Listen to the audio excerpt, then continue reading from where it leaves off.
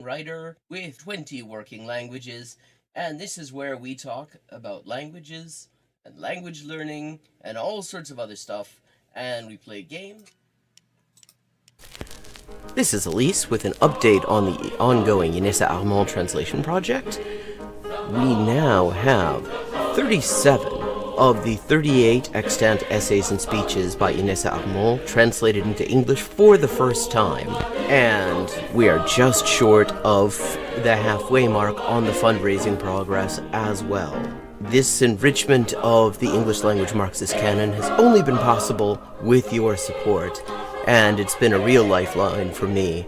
So anyone who would like to support this project can find links in the description for how to do so, and everybody who has already supported it has my sincerest thanks. Perfect. Okay, 3 of 4. El hospital. 還元一級の先というのは、本当に誰も知らない字ばっかりでしょうね。私は Okay, we've leveled up and it is time to pick another language. Morfar är tröttare än vanligt. Maten är färdig.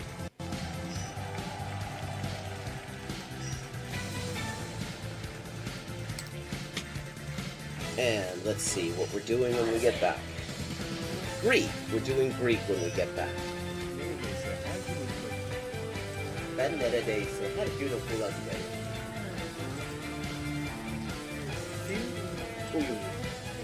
Fun fact. Turkish. Hello, Shakespeare. How you doing? Fun fact, in Spanish, the word for bishop in chess is alfil. And that actually comes from Arabic. Fil. The same word fil as this. Meaning elephant, because the bishop traditionally was to represent elephant units, somehow. Similarly, in Russian, the word for bishop is squab, and that also means elephant. Okay. This is Elise with an update on the ongoing Inessa Armand translation project. We now have 37 of the 38 extant essays and speeches by Inessa Armand translated into English for the first time, and we are just short of the halfway mark on the fundraising progress as well. This enrichment of the English language Marxist canon has only been possible with your support, and it's been a real lifeline for me. So anyone who would like to support this project can find links in the description for how to do so, and everybody who has already supported it has my sincerest thanks. Ça, c'est ça, que c'est ça, non ça, c'est ça, sol chi sa che nulla sa, ne sa più di chi ne sa. Ecco. Bonjour et bienvenue à Hyperpolyglotting avec Élise. Moi, c'est Élise, traductrice, éditrice et écrivain avec 20 ans de travail. Et ça, c'est la transmission en direct ou en jeu des jeux, surtout Geoguessr en dernier temps. Et parle des langues, de la linguistique, de l'acquisition des langues. 10-159. Haven't made a huge dent in it, but we're getting there. Okay, gonna do some Chinese now. Night. Night. Come on. Yen. Yo. 5.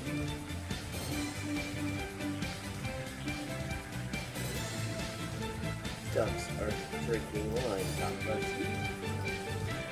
Okay, Bambaz is duck. Okay, I have now leveled up. Let's see what the XP situation is now. 10,340 out of 12,500. And as always, viewers can choose my next language for me just with a follow and a $5 to my Patreon.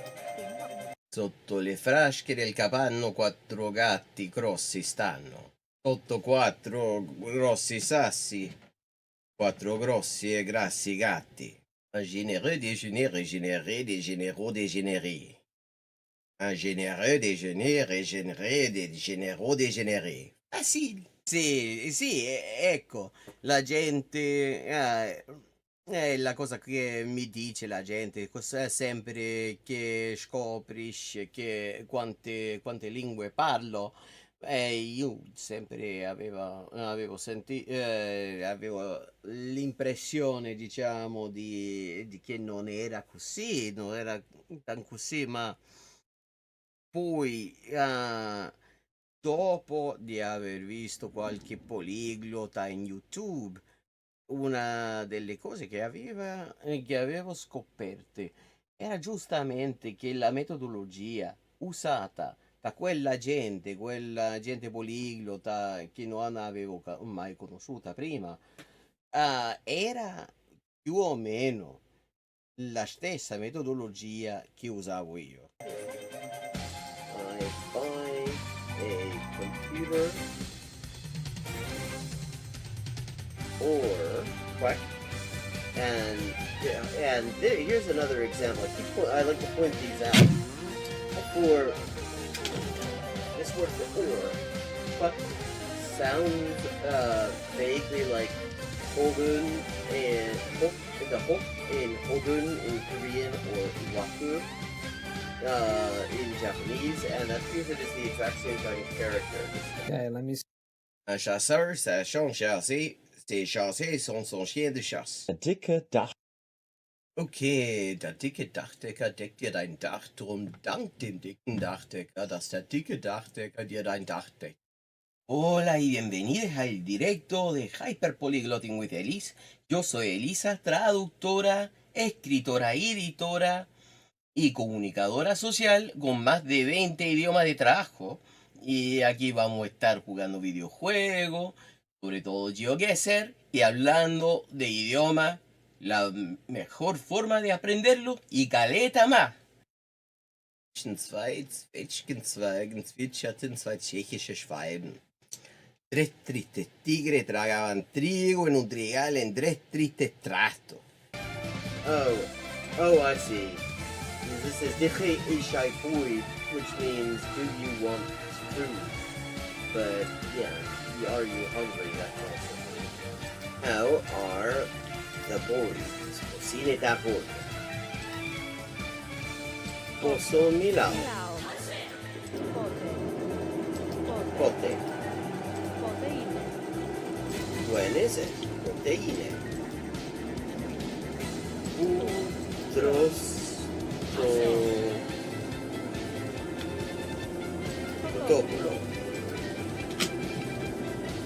In the designated chicken eating area, obviously.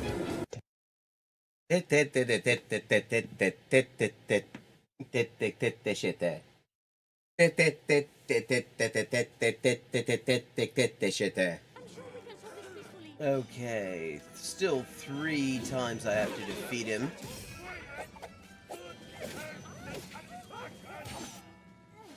And I don't have a whole lot of health left. This is Elise with an update on the ongoing Inessa Armand translation project. We now have 37 of the 38 extant essays and speeches by Inessa Armand translated into English for the first time. And we are just short of the halfway mark on the fundraising progress as well. This enrichment of the English language Marxist canon has only been possible with your support, and it's been a real lifeline for me. So, anyone who would like to support this project can find links in the description for how to do so, and everybody who has already supported it has my sincerest thanks. Monsieur. Livre. Liwe, livre.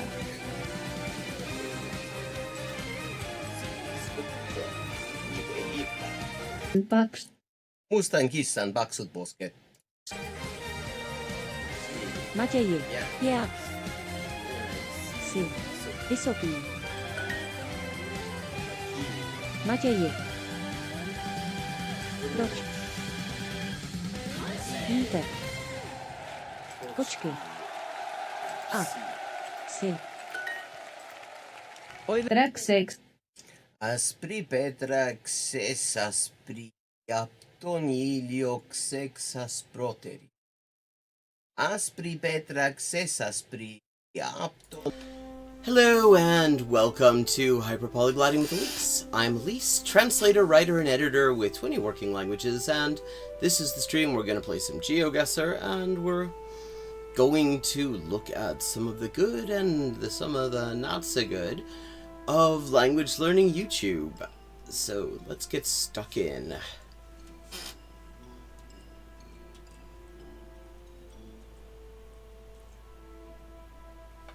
Let's see. Been doing the daily challenge to warm up lately, and I think we'll continue with that.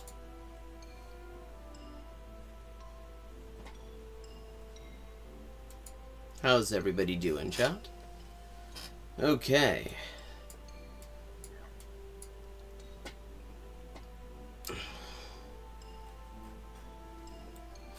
Okay, looks like US or Canada, possibly Midwest.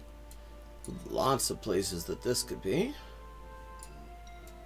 Any sign of which way? Hello, hog snouts. Is this your first time here? I feel like I would remember your name, so this is your first time? Where are you joining us from?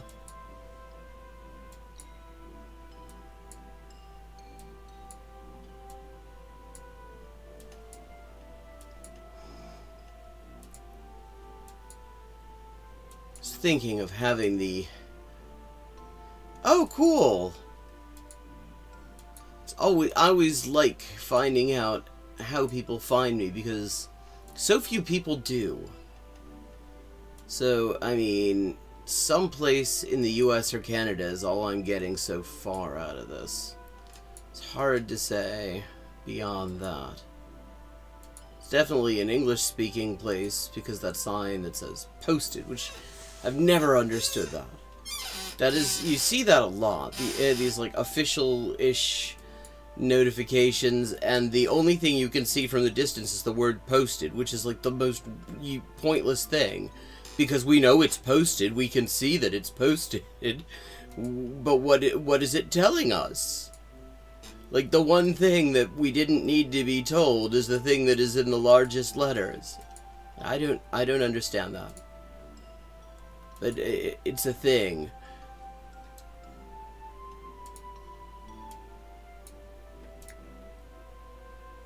Okay, we got a sign here. Look out, Ash Creek Wildlife Area. That does not mean anything to me. And those signs definitely confirm my suspicion that this is either the US or Canada.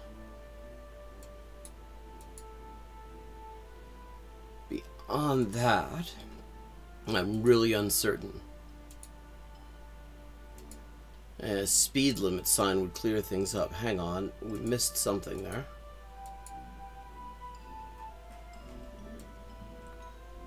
Burn permit suspended. Okay. Sounds like we're in an area with wildfire issues. Oh, that area gets bigger in North America every year, it seems. Oh, right, this is timed.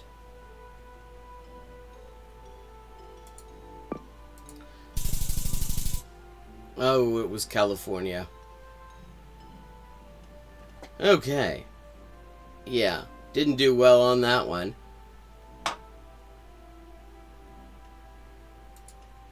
You can stay overnight in a wildfire lookout tower. Okay, this feels Southeast Asian. Hey, River Rune, how you doing? I completely spaced on the fact that this is the daily challenge, so it's timed, so I talked much longer than I otherwise would have.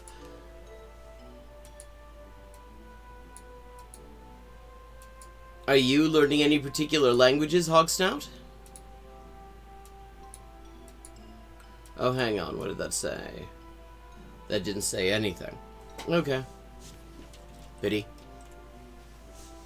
Less informative than one would have hoped.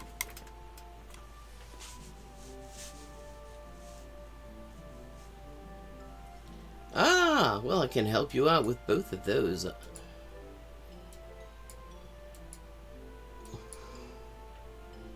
Okay, I'm thinking this is someplace in Southeast Asia.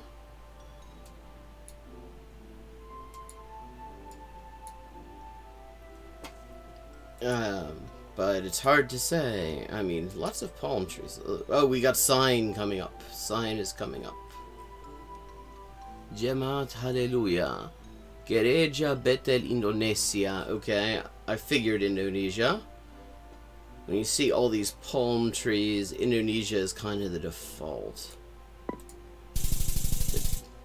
Indonesia is a hard one. I'm not doing very well at all on this because, well, Indonesia is just so spread out.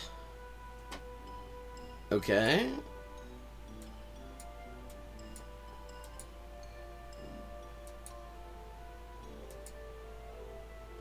Okay, we got a sign coming up. This should simplify everything.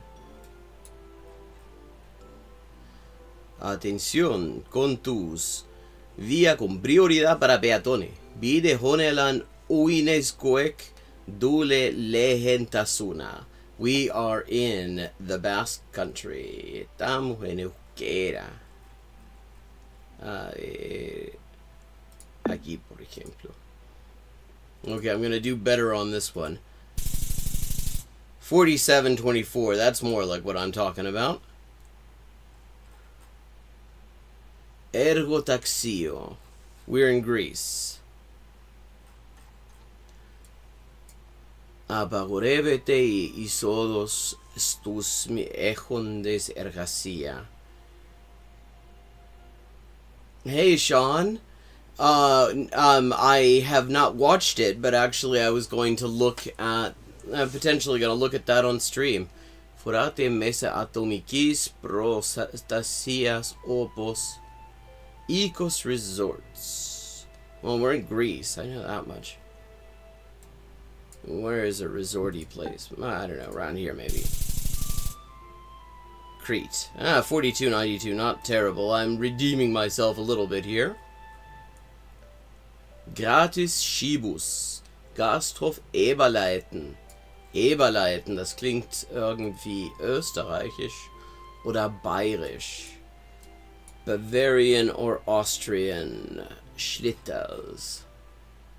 I mean, the houses also are giving Bavaria or Austria, this sort of construction. Erbhof Moor. Okay, we're in Austria. That coat of arms tells me we're in Austria. I'm going to say someplace around Würgel. In Tirol.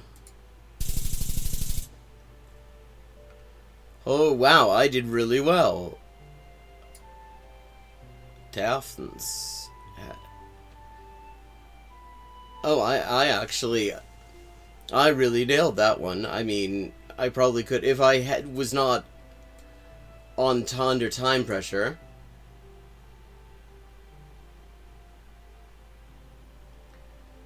Okay. Anime fans, Karens, and virgins. Breakdown, yeah. That was definitely not my best showing on the daily channel. On the daily challenge.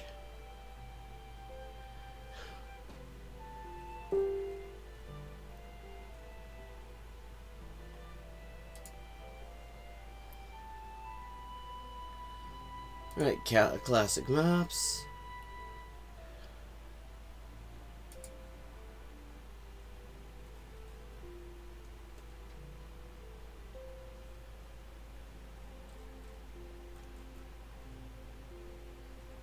World, okay. Without time pressure. Okay, this once again, this looks very German or Austrian to me.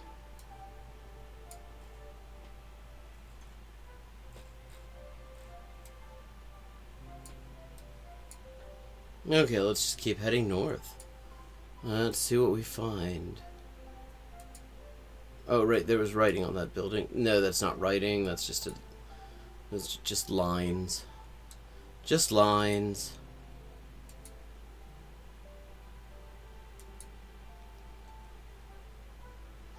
And what did Evil D say? Like, I haven't actually watched. I knew he was going to do a video, and I've got it on my reaction stuff. No, we're not going on here. That's taking us away. No, no, no. Damn it, Geoguessr.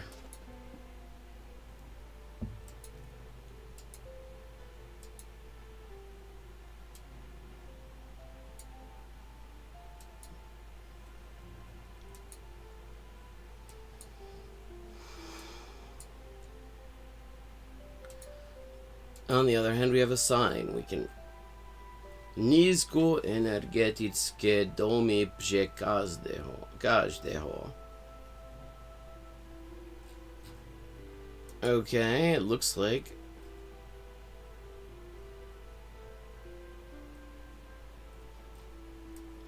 That is check. Low energy saving homes for everybody.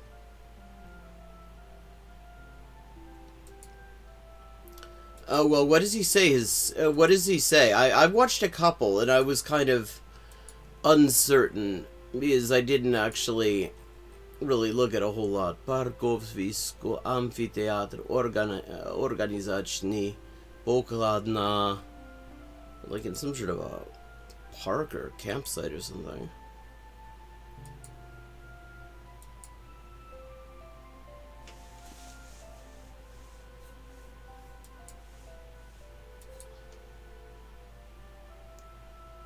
Oh, nah. Yeah, I'll wait. Skliarovo. Detva miestna čast. Skliarovo.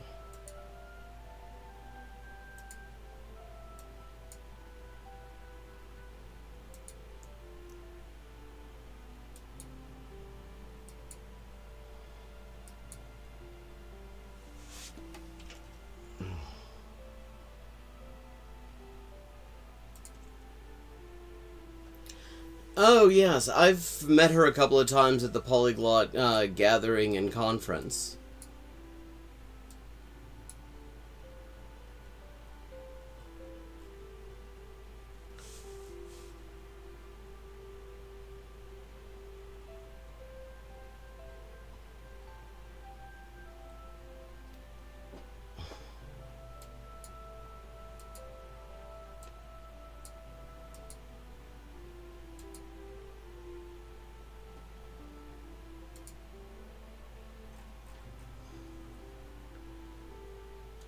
Poriadok a pravodivost.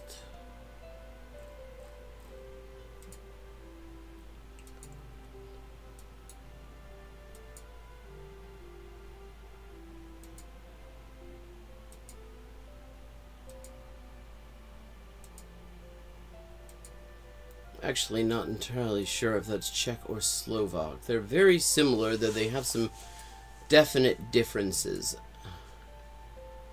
Like, Slovak uses an umlaut in some cases, and they are split over whether to use the Latin names for months or the Slavic names for months. The Czechs use the Slavic names, and the Latin names are used in Slovakia.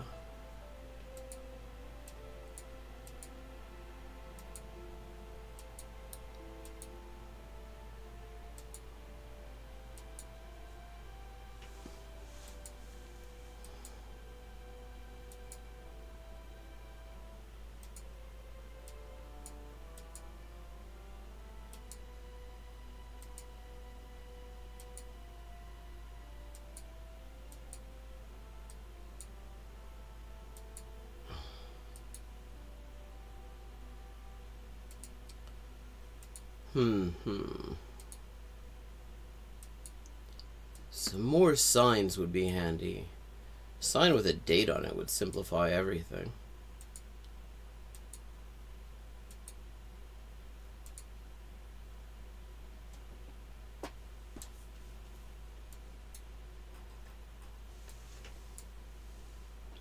Murinovci, odchody autobus. Bus departures. Actually, odchod, I think, makes this Slovakia. Not východ. It does indeed. Because one of the other sort of splits in the Slavic languages is the prefix that is used to indicate going out of something. There are Slavic languages that use the prefix vy or vi. Like, for example, Polish, Czech, Russian. But then there are other Slavic languages that will use ot or is for that. And Slovak is one of them. The Balkan languages are another one. Okay, here we go. Prohibido parquear. Parquear. Interesting. Also interesting. Oh yeah, so that does not tell me what I thought it was telling me. Because if we're in a Spanish-speaking country where they say parquear and not aparcar or estacionarse, then se arrienda. Okay, interesting. Then, of course, the no parking sign. Oh, it says pare. Okay. One of the other splits in Latin America is what the stop signs say. In Central America, from like Mexico down to, I believe, Panama, the signs will say alto. In South America, they say pare. Santa Rosa de Lima, Consejo de Medellín, venta de uniformes escolares, pijama y sudadera.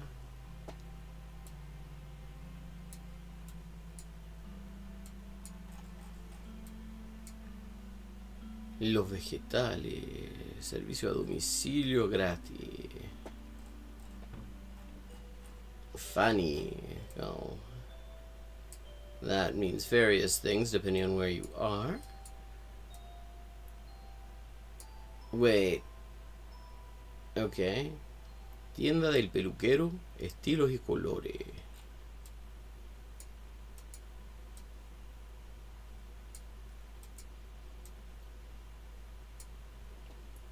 Medellín, estamos... Ah, okay. Oh, see, one of the handy things about Colombia and a couple other countries is the number plate, in addition to being on the number plate, is also used as a decal on the sides of like commercial vehicles. And in Colombia, it includes the departamento, the department, province, region. And so this is in Medellín. We're in Medellín.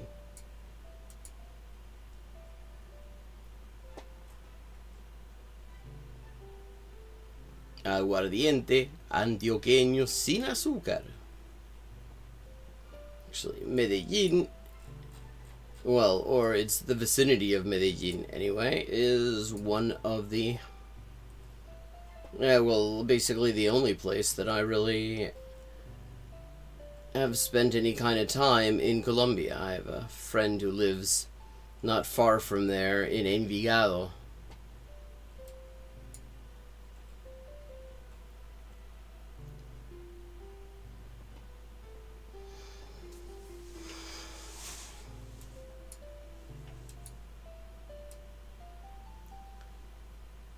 Calle 49. Okay. So we're then we're in Medellín proper. Calle 4, calle 2, 12, 10. Okay, vamos hacia el norte.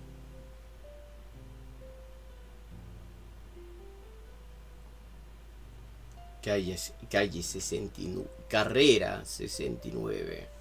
Nice. Calle 37B.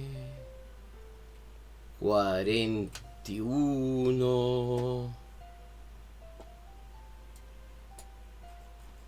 49, con carrera 87. Ok. Carrera 87, ya la encontramos.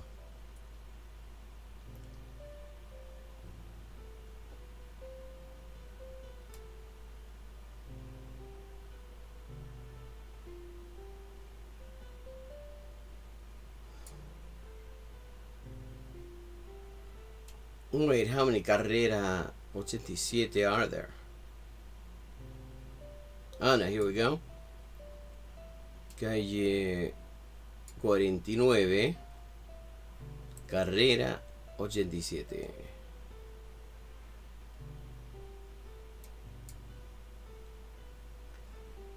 Numbered streets are handy for these purposes.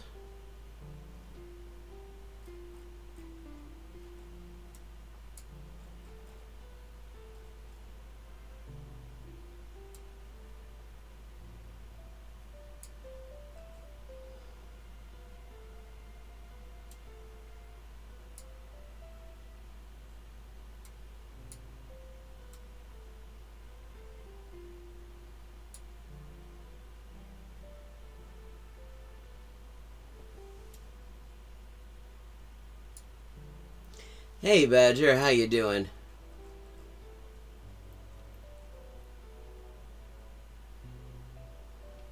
Santa Rosa de Lima. Okay.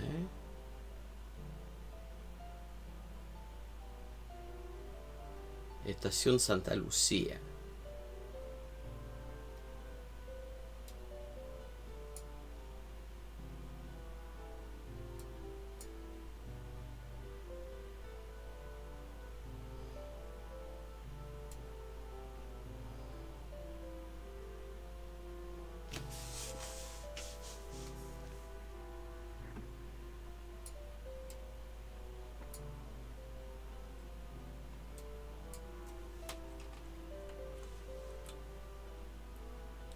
Oh, it's more of a Chilean accent, actually. Yeah, nobody's ever said I sound like I'm from Spain. And least of all, people in Spain. Ay, San Bernardo, Belén, Fátima, los Alpes. Estamos como en el noreste, ¿no? Prado, Campo Valdés, Robleo.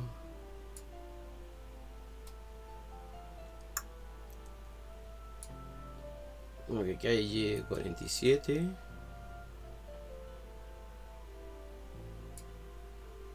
Carrera 69. Estamos buscando carrera, ¿qué? 87.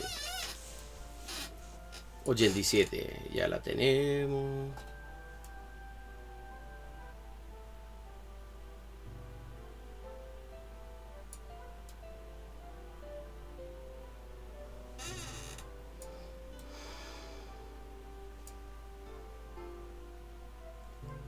Where's she from? 87.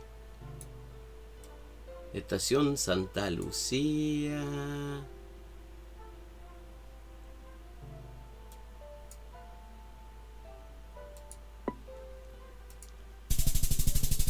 $5,000. Numbered streets for the win. Okay, my immediate feeling is we're in Japan. Oh yeah, I'd be interested. Okay, looks like left side. Let me see, where's that steering column? Steering column is on the right side. これは間違いなく日本だ。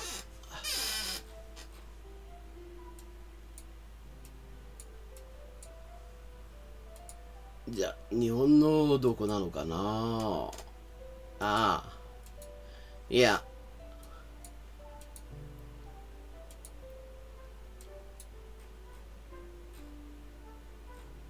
じゃあ、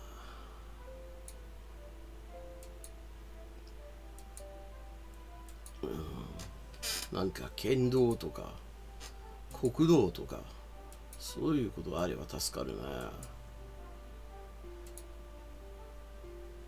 As people in Central America, in my experience, find Southern Cone accents quite funny. Oyaji ramen. Dad's ramen. Or old man's ramen. これ、なんだこれ。Shibushi? One thing about Japanese place names is they often have very, let's say, custom readings for characters in the place names. So, if you don't know the name of the place already, you can read this a number of different ways. I'm guessing it's like Shibuji, but I've never heard of this town. I mean, it is a shi and not a cho or a son, so it is of some level of size. But what would really be helpful is to know what prefecture we're in.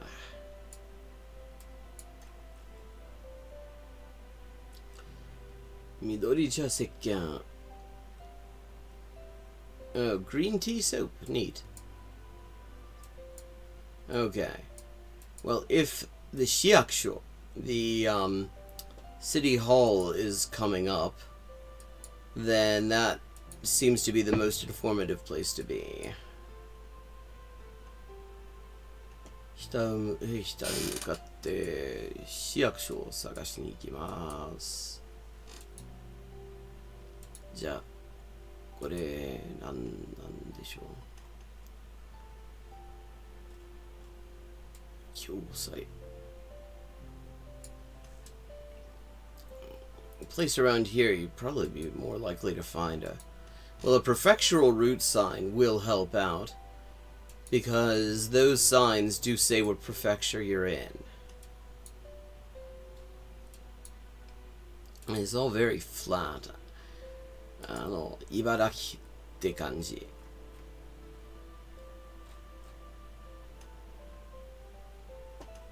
茨城とか、ちょっと美容室、ビューティーサロン、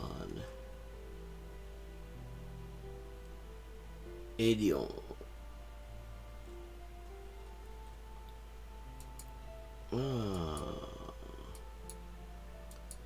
Apparently it's 3 clicks to get to the 市役所。講談中。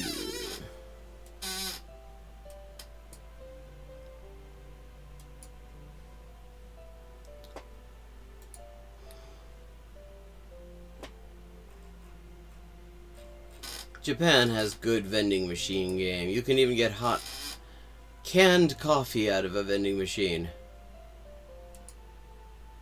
So I recently heard that in the University District of Cincinnati, there's one pizza place that has a 24/7 pizza vending machine where it prepares it fresh for you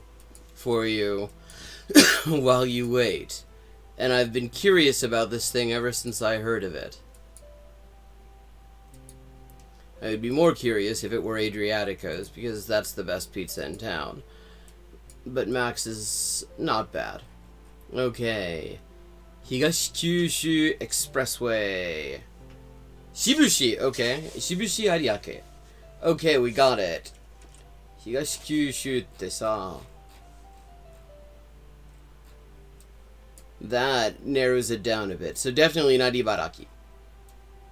じゃあ北九州、鹿児島、大分県、延岡、椎葉、津久見、臼杵、大分、九重。What is it? E7、78号線、E3、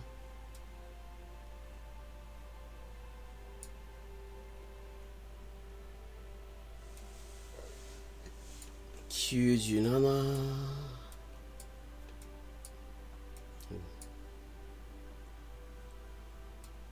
10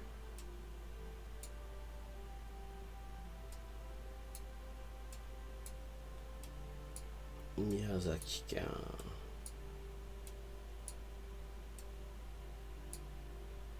70 was it 78? 78だ Oh wait, let me just keep that open. E78 号線帯北号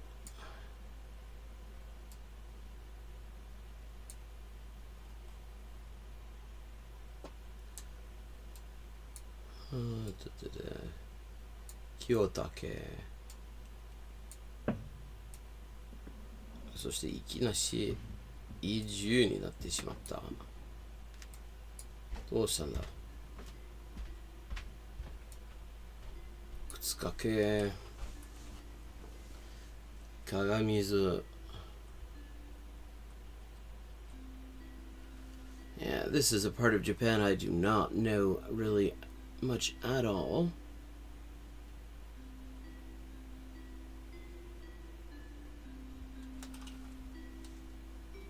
Is the only part of Japan I've spent any kind of time in is Aichi-ken.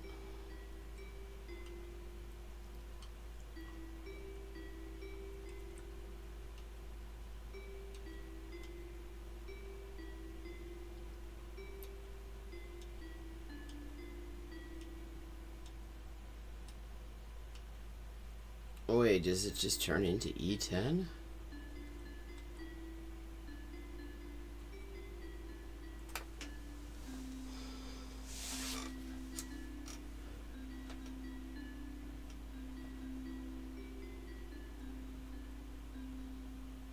That is really unhelpful.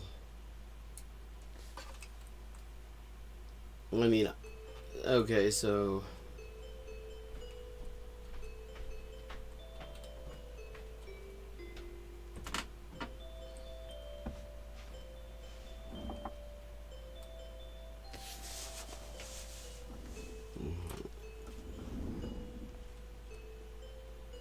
Aya, Miyazaki.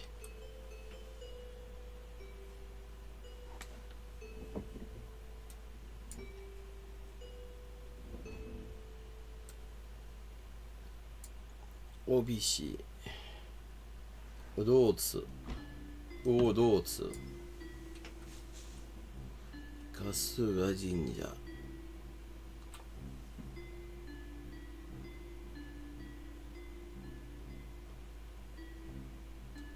You may be the first person in history to say that Chilean Spanish is easy to understand.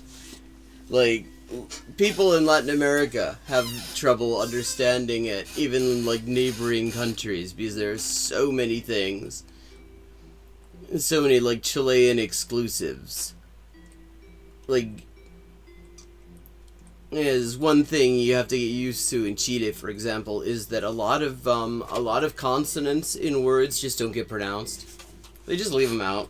And, like, consonants between vowels. If you see, like, a B or a V between vowels, it will often just disappear, or it will be turned into a U, like, sometimes as well. Like, pueblo becomes pueblo. Huevón becomes hueón.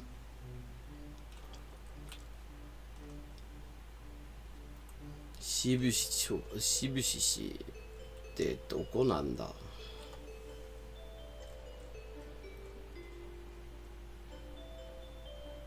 Oh, 内海 Ibi Odotsu. Well,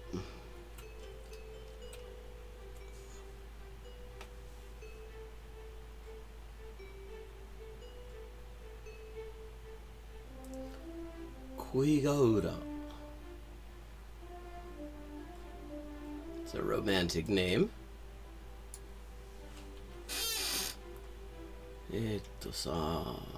滝山神社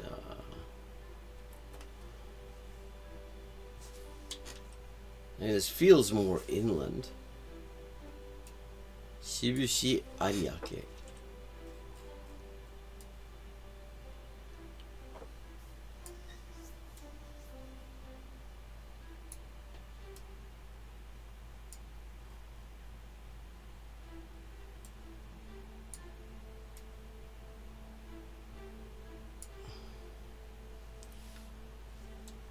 My mouse is being a little bit annoying and jerking around. I mean, maybe this is more inland because I don't see mountains. Chuji. Oh wait, Shibushi-cho.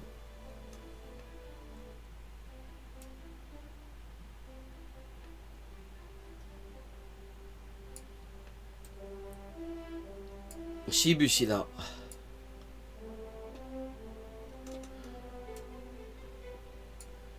Okay. Shibushi Ariake.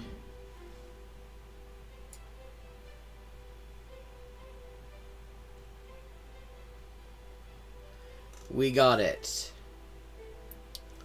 Atta zo.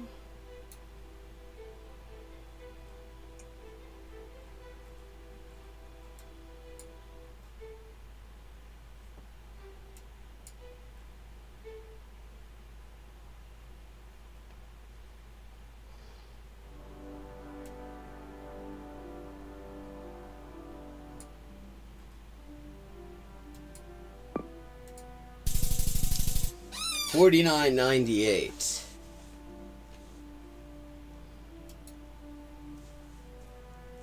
Okay, let's see, what have we got here? This kind of feels vaguely Latin American. But I'm mostly saying that because it seems... No, Porto Alegre. Okay, I wasn't wrong. Okay, so we're in Brazil.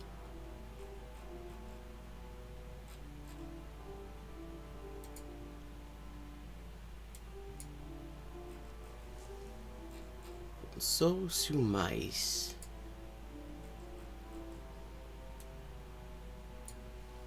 Okay, so we're someplace in Porto Alegre. That is very nice of Geoguessr, because usually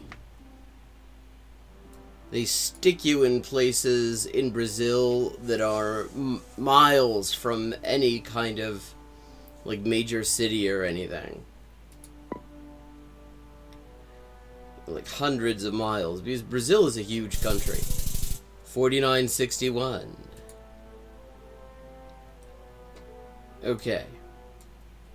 Very sort of tropical feeling with those big leaves.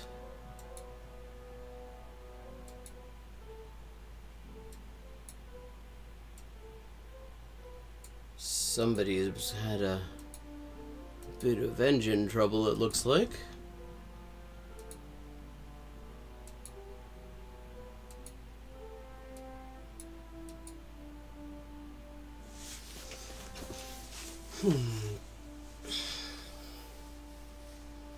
Okay, so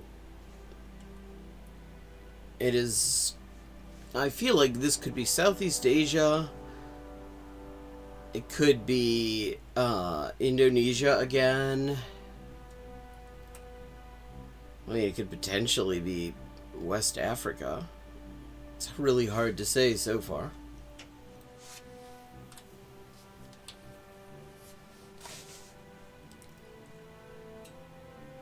But my guess would probably be Indonesia so far. Let me see, what animals have they got? Looks like goats or sheep.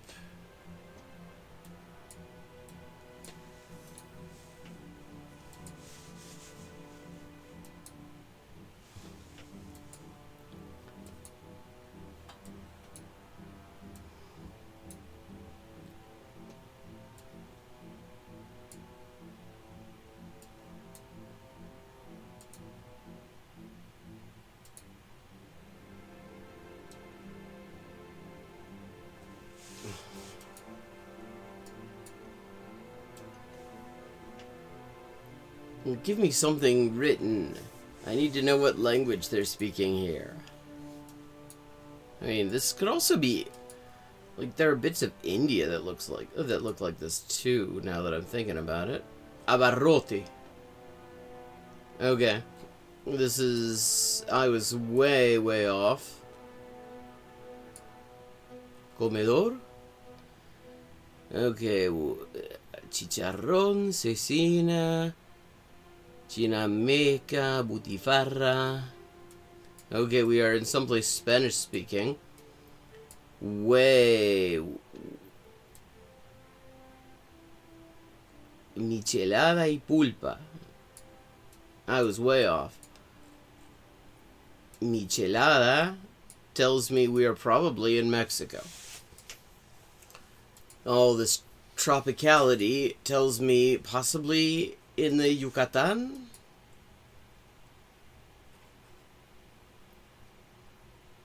Marcelo sí.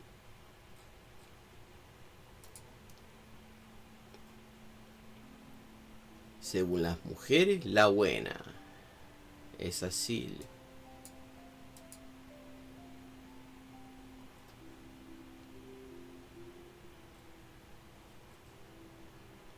Porque es morena.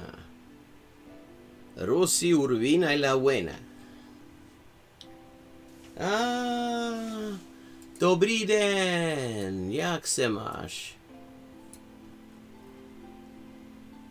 Pollos asados al carbón. Mejor Marcelo. Chiapa, weón. Estamos en Chiapa. Transformemos Chiapa con seguridad.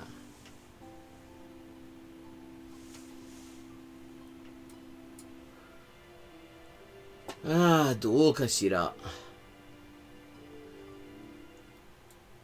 間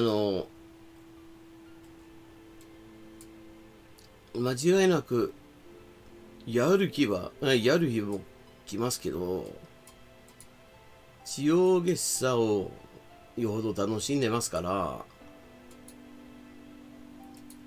今のうちはその線で続くつもりなんですけどね。Dobrze.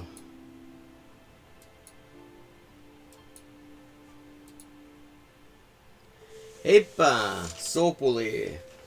Ah, Mr. Seotsomes.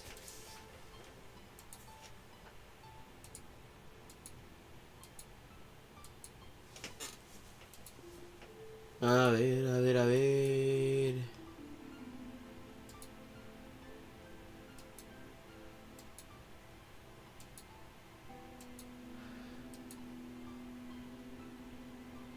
Okay.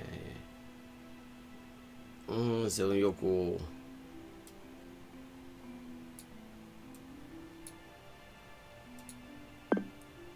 osa Chiapasista.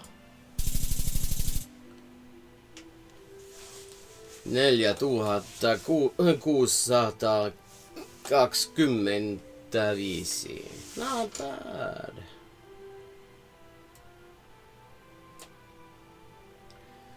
24,312. I was 600 short of my all-time best.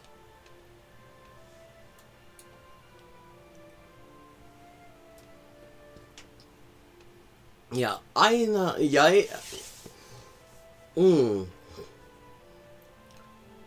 pidän kysymistä,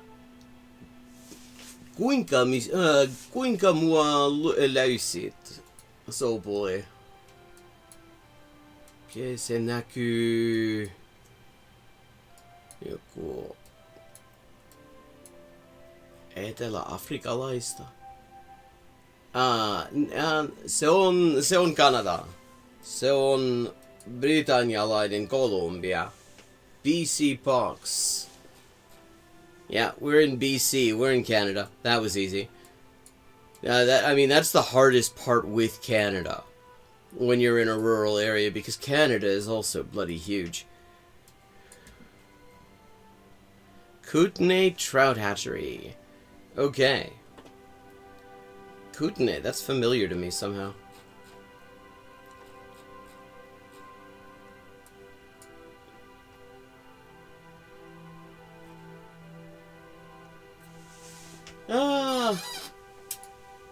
Kiva sinä tulit.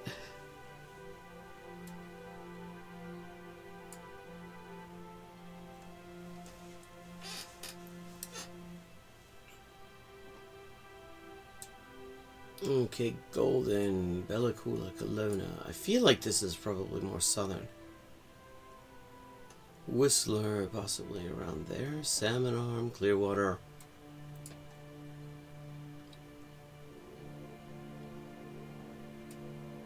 Harrison, Hot Springs, Green. Lumbee.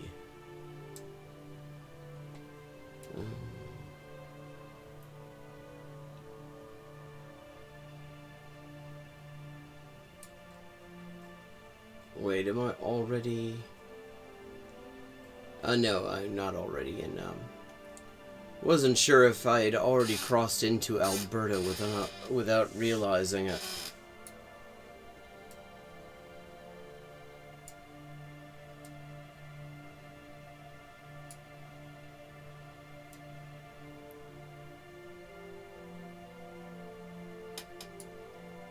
Well, let's see.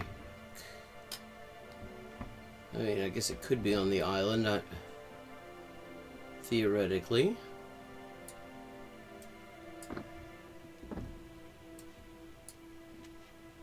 Kootenay Trout Hatchery.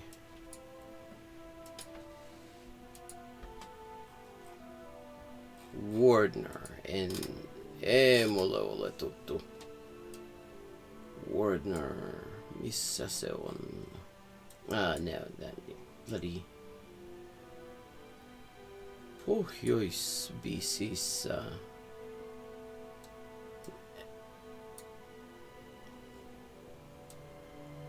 Kitimat, Hartley Bay,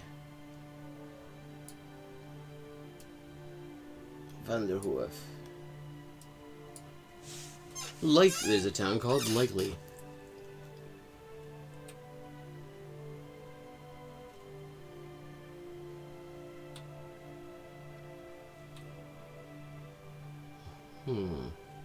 Manson Creek.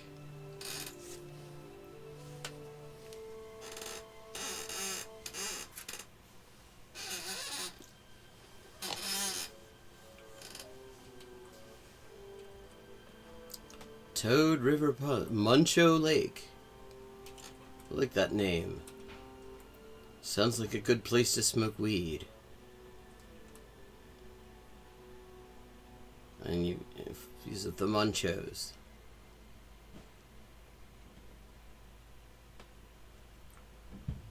Bella.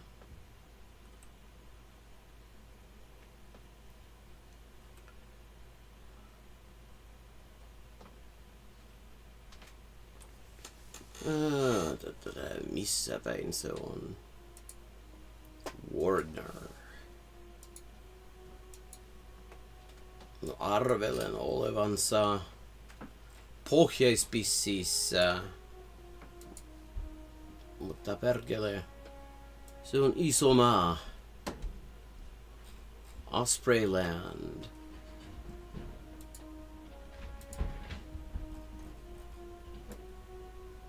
Osprey Landing. Cranbrook, BC.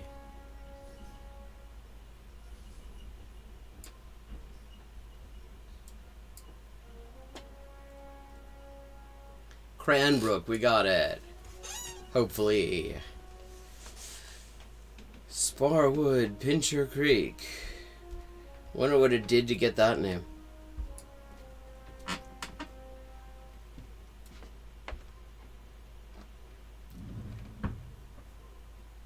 You just kind of hope that it lives up to the snap game that name promises.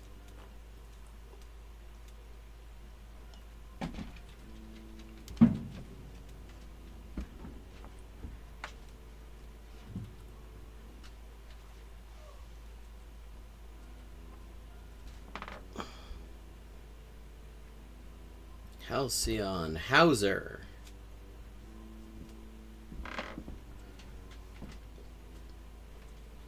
Thrums, Castlegar. Sheep Creek. You're not supposed to put sheep in a creek, though. That's not how that's supposed to work.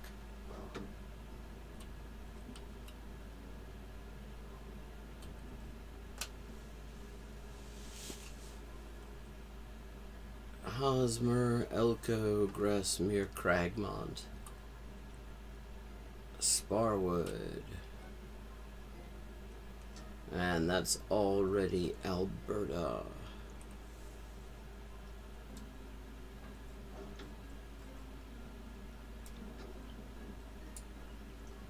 Okay, hell. I'm just gonna say it's someplace around Cranbrook would be my guess.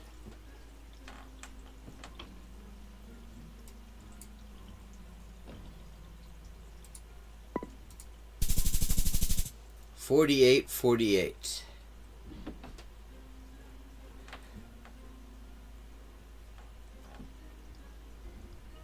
And with that, I'm going to take a little bit of a bio break before we resume, and I will be back in just a few minutes.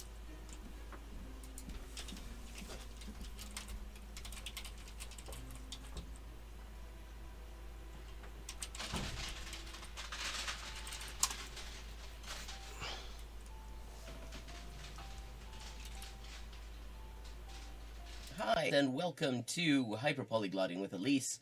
I am Elise, translator, editor, and writer with 20 working languages, and this is where we talk about languages and language learning and all sorts of other stuff, and we play games. This is Elise with an update on the ongoing Inessa Armand translation project. We now have 37 of the 38 extant essays and speeches by Inessa Armand translated into English for the first time. And we are just short of the halfway mark on the fundraising progress as well. This enrichment of the English language Marxist canon has only been possible with your support, and it's been a real lifeline for me. So anyone who would like to support this project can find links in the description for how to do so, and everybody who has already supported it has my sincerest thanks. Perfect. Okay, 3 of 4. El hospital. 還元一級の先というのは、本当に誰も知らない字ばっかりでしょうね。私は Okay, we've leveled up and it is time to pick another language. Morfar är tröttare än vanligt. Maten är färdig.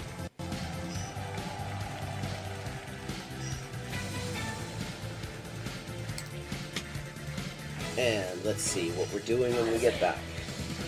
Greek! We're doing Greek when we get back. Ben neredeyse her gün okula gidelim.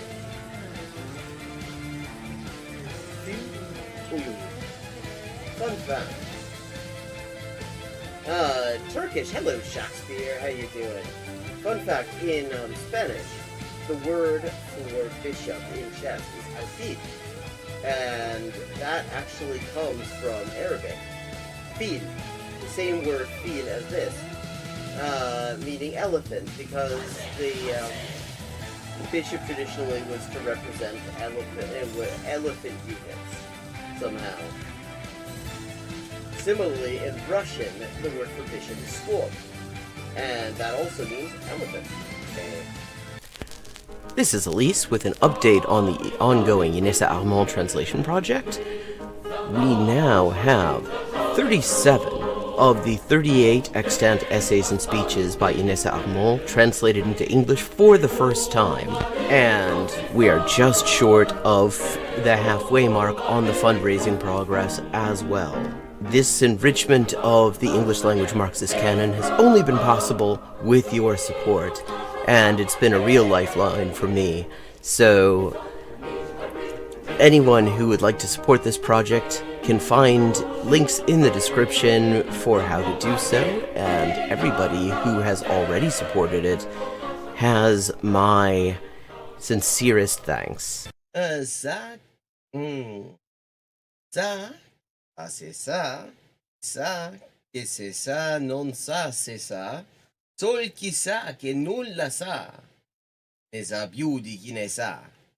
Ecco. Bonjour et bienvenue à Hyper Polyglotting avec Élise. Moi, c'est Élise, traductrice, éditrice et écrivain avec 20 ans de travail. Et ça, c'est la transmission en direct ou en jeu des jeux, surtout Geoguessr en dernier temps. Et parle des langues, de la linguistique, de l'acquisition des langues.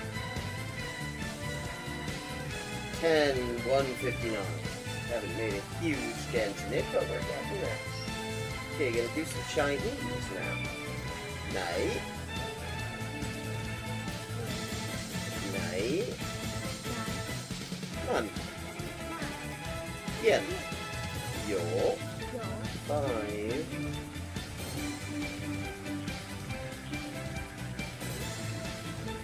Ducks are drinking wine. Barbas. Barba, okay, Barbas is duck. Okay, I have now leveled up. Let's see what the XP situation is now. 10,340 out of 12,500. And as always, viewers can choose my next language for me just with a follow and a $5 to my Patreon. Sotto le frasche del capanno 4 gatti grossi stanno.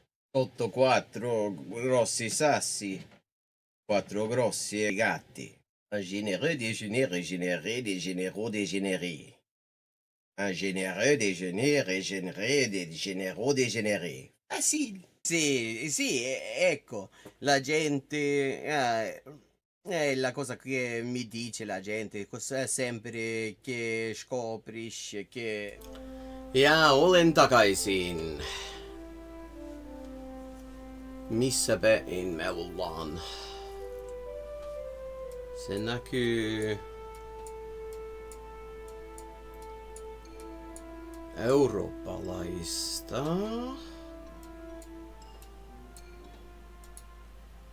No ehkä Venäjää.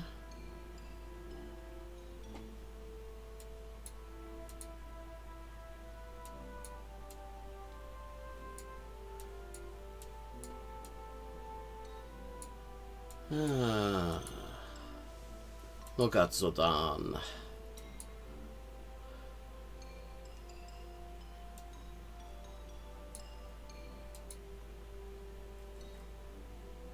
Воскресенье. 0 до 7 часов. Да, мы находимся в России. Ollaan Venäjässä. We're in Russia.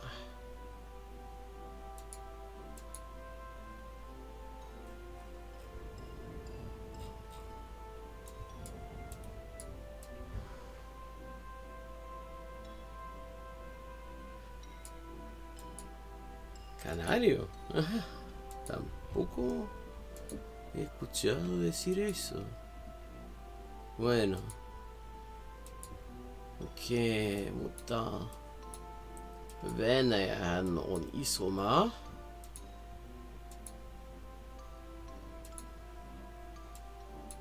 Ja nythän meidän täytyy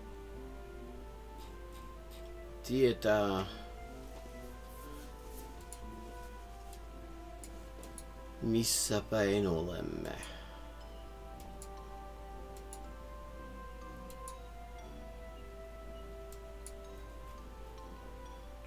Футбол, банкеты, караоке. Okay, I mean, we seem to be in some fairly urban place. That doesn't mean anything. That could be a lot of places in Russia.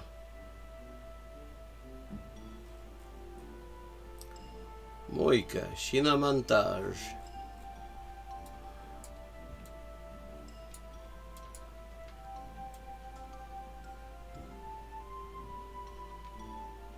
A large building with really no descriptive markings on it at all.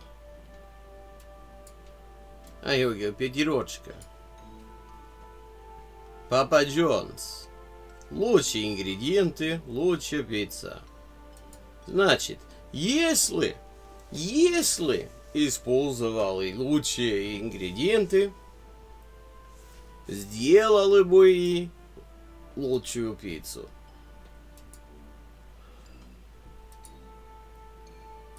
That is the true significance of the Papa John's slogan. If they used better ingredients, they would make better pizzas.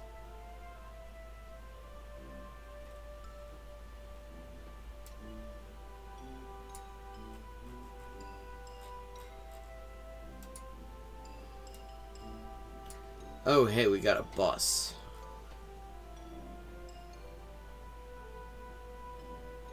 Гриль, духовка, барбекю.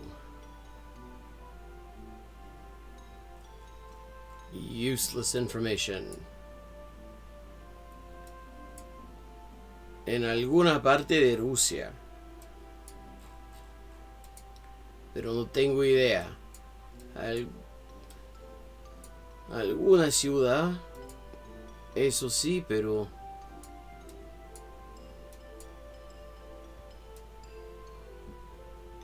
un país, en todo caso, bastante grande. Y por eso... es difícil saber. Улица Трефальова. Баррикадная улица. Barricade Street, I like it. Проспект Стачек. Strike Avenue. Okay, I like these street names. These are based street names. Barricade Street. Strike Avenue. Fun fact. The word for, like, oil, as in the kind you use in your car, is the same as the word for butter. Masla.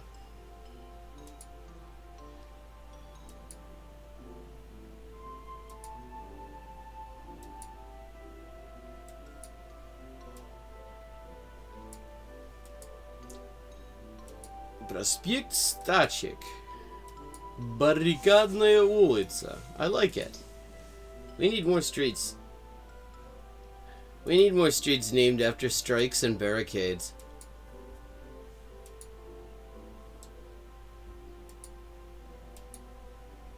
We also need more clear indications of what Russian city we're in, since Russia has a lot of them.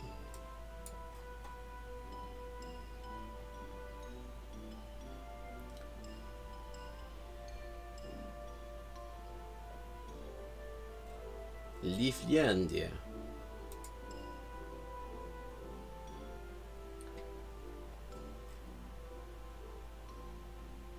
Екатерингорский.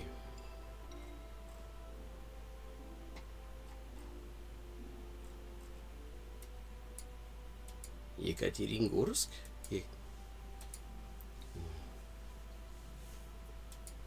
That is... I know Yekateringrad.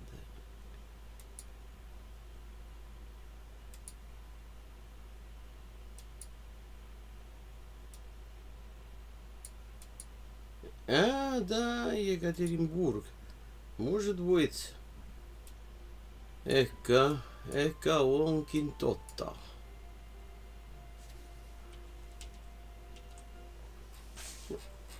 Russia is like the only harder place than Brazil on here. Ah, Yekaterinburg. Let's see. Have we got Barrikadная улица? Проспект Стачек?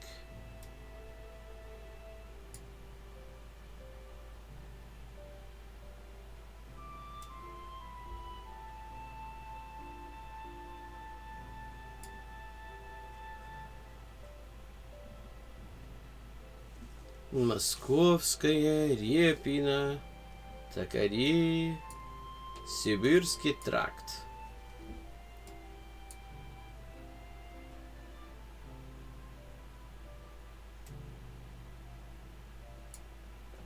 Сулимова.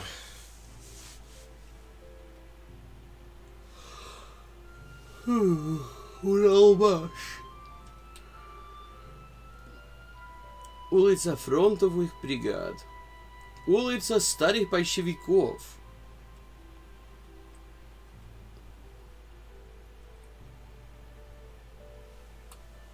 Ulica Bakińskich Komisarów.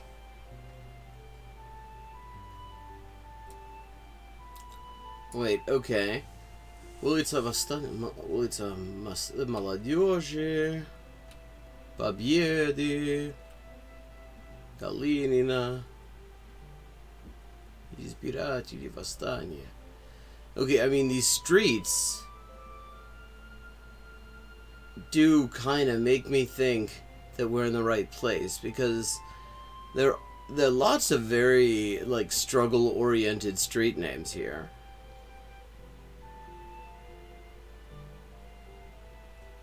It seems like the sort of place where it wouldn't be out of place to have a barricade street and a strike avenue.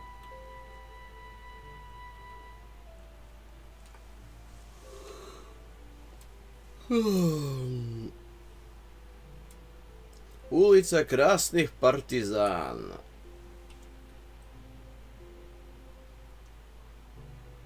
Улица Красных Борцов. Уральских рабочих.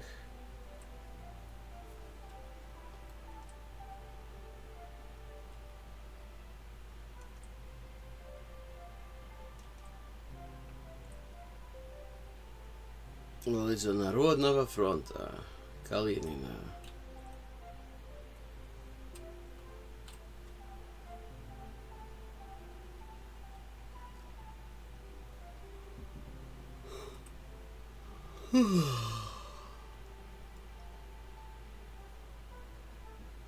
Проспект космонавтов.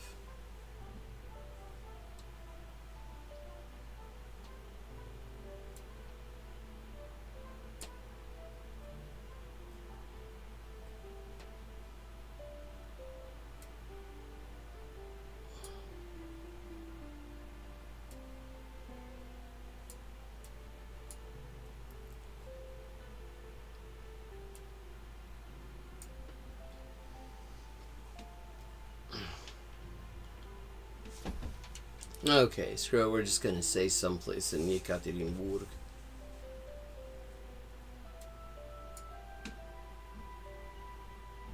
No. Probably somewhere around here.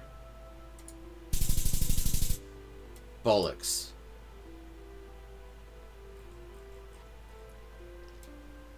Yeah. That's the thing about Russia. There's a lot of it.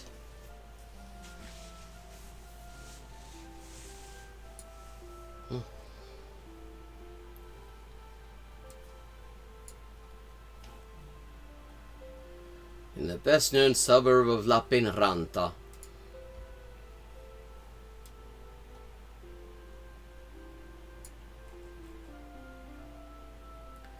Tabagie Soleil Carrefour, Dollarama. Apportez votre chien. Saint-Hyacinthe. Okay. I'm gonna say we are almost certainly... Yeah, we're in Quebec.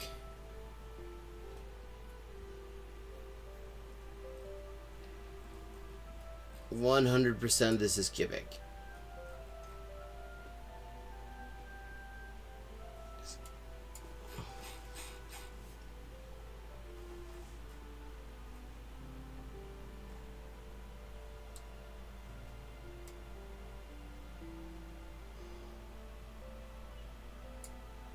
Là-dessus.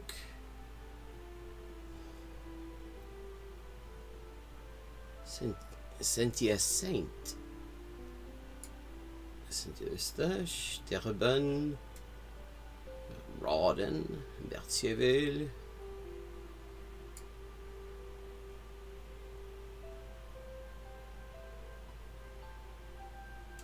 Bois des Filions, Saint-Angèle, de Montnoir, Saint-César, Mathieu, Saint-Michel, Tabarnak.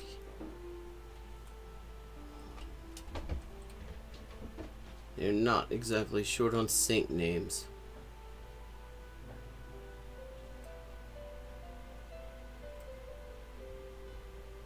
Saint-Michel, MacDonald, Saint-Sauveur, Saint-Hippolyte, Rawdon.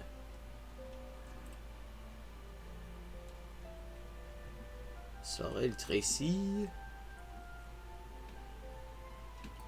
Yamachiche, Saint-Léon-les-Grands, Saint-Louis de France, Grand Esprit. Mais celui que je veux trouver,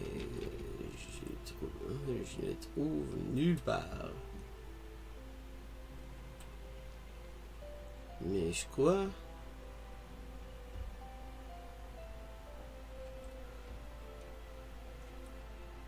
Cache Canada. A place to hide Canada.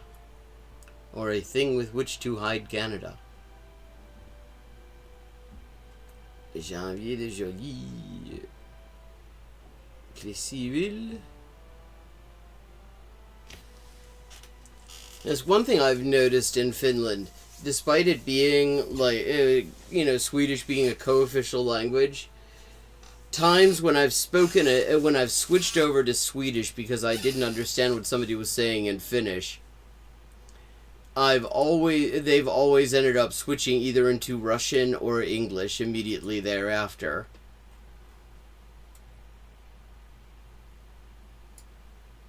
Clinique de soins de santé. Okay, I mean, this feels fairly urban.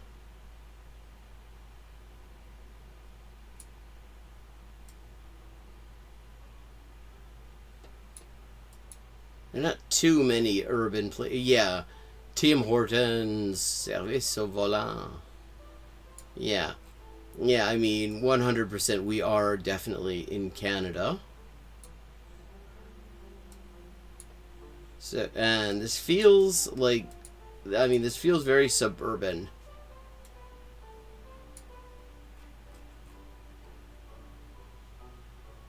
Chalifou, L'Angelier, Assurance.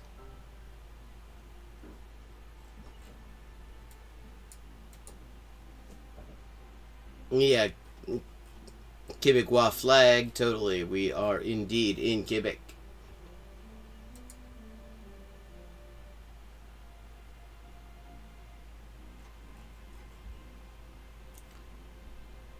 Le marché du store.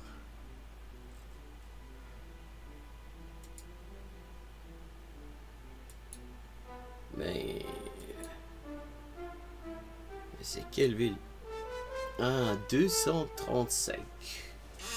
Okay, we got a provincial route. That helps. 235.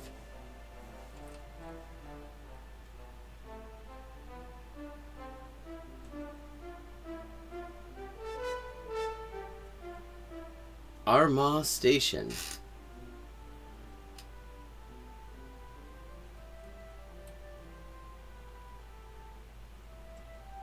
Adalbert.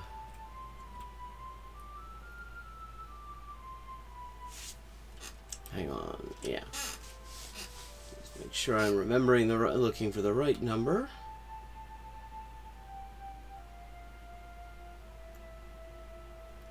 Saint-Gédéon-de-Beauce, Saint-Théophile, Stratford, Nantes, Lac-Mégantic. There's a song about Lac-Mégantic by Les Cowboys Fringants.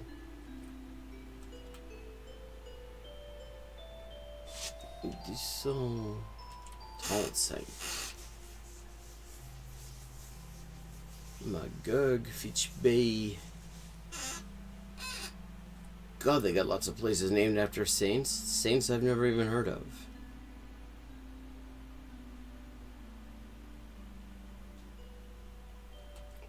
Deux, trois, cinq. Ah, here we go. 2, 3, 5. Ange Gardien.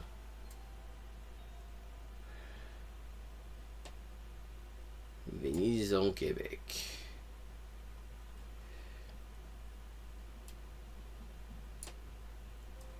Oh, is this one of these towns? Wait. Yeah, here we go. There are a bunch of towns on the border that are practically cut in half by the line. Mystique. Saint Sabine. Farnham.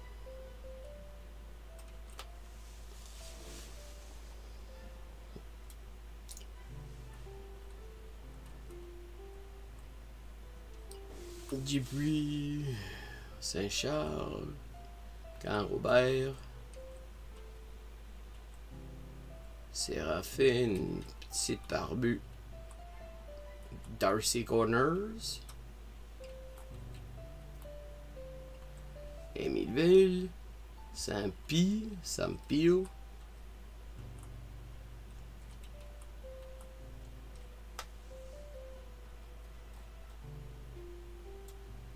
Saint-Dominique. Ah, c'est Égypte. Ah, on l'a trouvé. Quartier Saint-Sacrement. Here we go.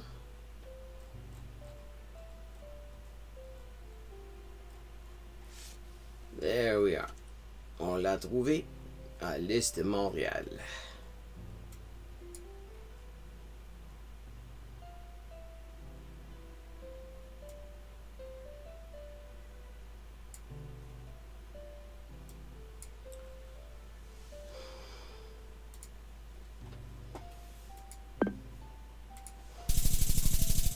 There we are, $49.95.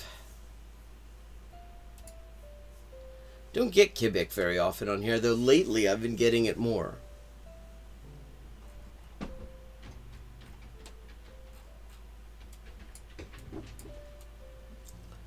Okay, scuffed but European.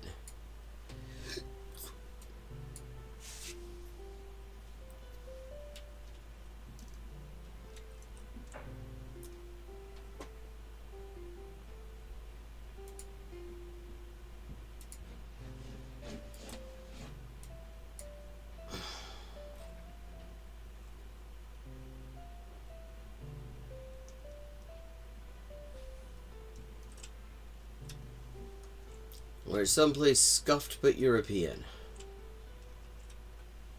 So, that is my feeling, though. I would suggest someplace Eastern European or Southern European.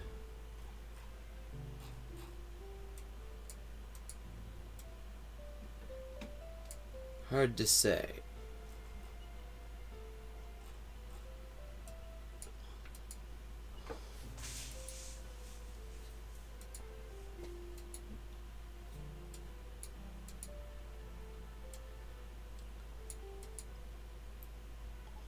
Definitely not a place that is burdened by excess infrastructure investment. Wait, you're gonna block out the sign, Geoguessr? That's not fair. That's not a nice thing to do. Filiboz, Türkiye'dir. Biz Türkiye'de miyiz?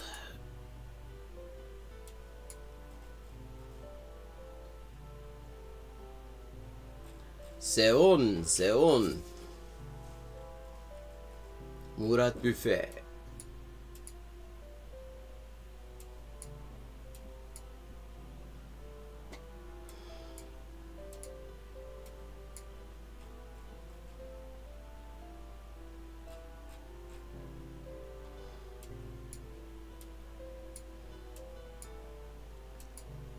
Ama Türkiye'deki nerede?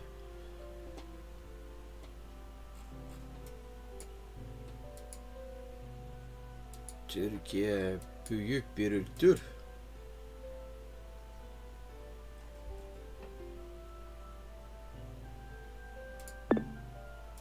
Galiba. No, I was way off. 32.85. Here we go. 5 of 5. 8 Mile and Willow. Yeah, everything here is telling me US or Canada. Middle Belt Road, next signal.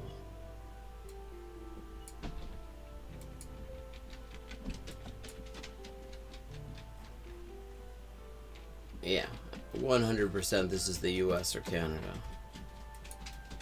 Marathon makes me think US, because yeah, and there's a US flag. That also makes me think US. So, there we go.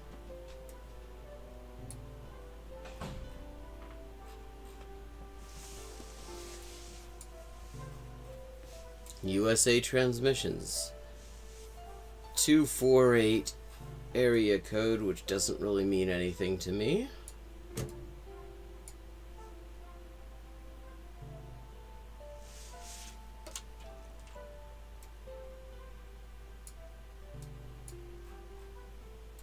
Farmington Hills, Michigan.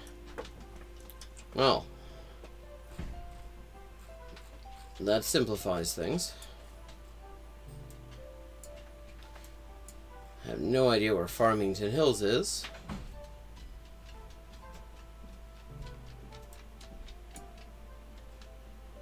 Farmington Hills, there we go, it's by Novi. So where's Middle Belt Road in Farmington Hills? Oh, there we go.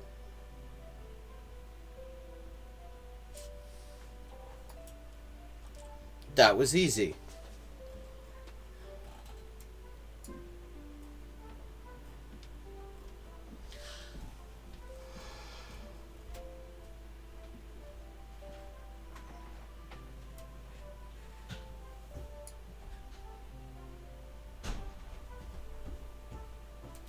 And there we go. 4978. Yeah, if it hadn't been for the not very good guess in Russia, would have done a little bit better. Not my best score today. And now we're gonna change gears and look at some videos.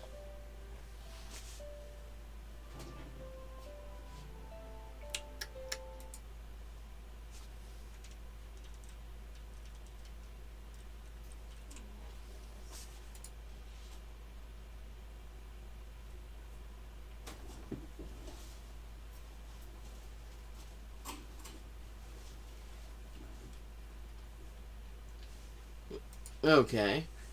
There's been some mention of this one, so let's just check that out What's up, first. grinders? Welcome back to the channel. So today,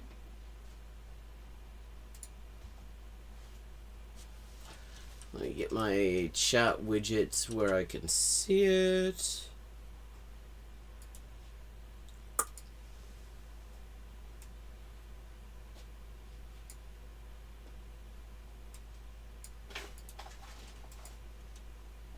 And here we go. we're going to be doing another polyglot investigation. He's been doing a lot of these lately. I am overall conflicted about the genre, because I think it can it's one of those things that can border on potential toxicity and discourage people from like getting involved, but I think that he does it fair. He seems to have a very fair approach to it. And today we're going to look into Mikkel, the hyper polyglot. If you guys have been in the language community long enough right about now, you would have seen videos from this guy coming out, because he literally makes a video every single day. We've looked at a couple months ago here on stream. So this is the YouTube channel in question right here, as you can see, Mikkel hyper polyglot. And if we have a look down here at his... I mean, stop wasting time with Duolingo and grammar lessons is actually quite reasonable advice. His videos, he pretty much drops a video every single day. Let's see. Porque você não entende inglês mesmo estudando há anos? Comment apprendre du vocabulaire 10 fois plus vite et enfin parler une langue? Effektiv Sprachenlernen ohne Apps. Das 3-Säulen-System für schnelles Sprechen. Cum să memorezi vocabularul mai repede și să vorbești fluent o limbă. Okay. in English or Spanish, and it's basically about his specific system that he uses for language learning. Now let's have a look at his more information now to find out what he says. Welcome to Natural Language Learning. My name is Mikkel. I am a language coach and polyglot. I speak 12 languages. I developed a highly efficient language learning system. But he hasn't defined yet exactly which languages he speaks. So what we're going to do now is we're going to check out a clip of him where he appears... I noticed, though, that apparently he has decided to do some more videos in languages other than English there. Because, I mean, there was one in Romanian, there was, like, one in Portuguese, German, French. On TV and speaks a little bit. Mikel, hasiko gara hortik, poliglota eta hiperpoliglota. Noiz da poliglota eta noiz hiperpoliglota? Ba, poliglota baten definizioa da, lau hizkuntza edo gehiago hitz egiten ditu normal. Okay, this is Basque, which I do not really know any of. I know like 3 words of Basque. Eta hiperpoliglota bat, duela gutxarte ez nekien zertzen, baina da, 6 hizkuntza edo gehiago hitz egiten duen norbait. Yeah, I mean, that's a fairly conventional definition he's using. Now, let me make sure you can actually see that. Let me just adjust this because I don't feel like the English subs that are on there might be getting lost. There we go. Ba, egunen arabera, baina amara mabi esan arabera. Amara mabi esan zeruke? Egunen arabera, batzara amara, bestetan amabi. Ez denak maia berdinean, eta batzuk, denbora bat uzten baditut erabera, eskatu dut dira. Yeah. Which, fair. Okay, so he says that he's a hyperpolyglot. A hyperpolyglot here is defined as someone who speaks more than 6 languages, and he says he speaks between 10 and 12 languages. We still haven't narrowed down the languages, but we're starting to get I mean, clearly Basque is one of them. A native Basque an idea speaker. of his claims. Okay. And, I mean, if we looked at those videos... I mean, that's got him speaking like 4 different... I mean, there's Romanian, French, German, English quite a bit as well. Now, if we take a look at this YouTube video right here, we've got Polyglot speaks 8 languages. English, Basque, Spanish, German, French, Italian, Romanian, and Russian. And he lists out the languages right there: English, Basque, Spanish, German, French, Italian, Romanian, and Russian. Now we're going to take a look at a second video which came out a little bit more recently. And again, we've got multilingual conversation with hyperpolyglot. Oh yeah, Olga Koyeva, I know her. She is extremely active over at the Polyglot gatherings online and the Polyglot conference as well. Like, I mean, anytime you will find her, like, organizing numerous language practice chats. She is Bulgarian, she grew up with Bulgarian and English, and I've heard her speaking very well in a number of languages. Actually, he is, like, 1 degree of separation away from me at this point, because I actually, I did a video like this, a multilingual conversation video with her like a year or 2 ago. So if he continues to look through there, he will find me. And we've got the languages English, Spanish, German, French, Portuguese, Italian, and Russian. But we still do not have the full list, as evident from that. Now, if we take a look at the International Association of Hyperpolyglots, which I'm also a member of that, and they do actually, they do require, like, proof of fluency before they will list you on here. Mikkel talks about being a part of. He actually lists out his languages here: Basque, Spanish, English, German, French, Romanian, Portuguese, Italian, Russian, and then he's got Dutch, Arabic, and Ukrainian. So here we've got 7 languages Well, he said he's learning those. listed. But if we go to his LinkedIn page and we jump down to the languages section, which is usually right at the bottom, you will actually see the full list of 12 languages. 1 second.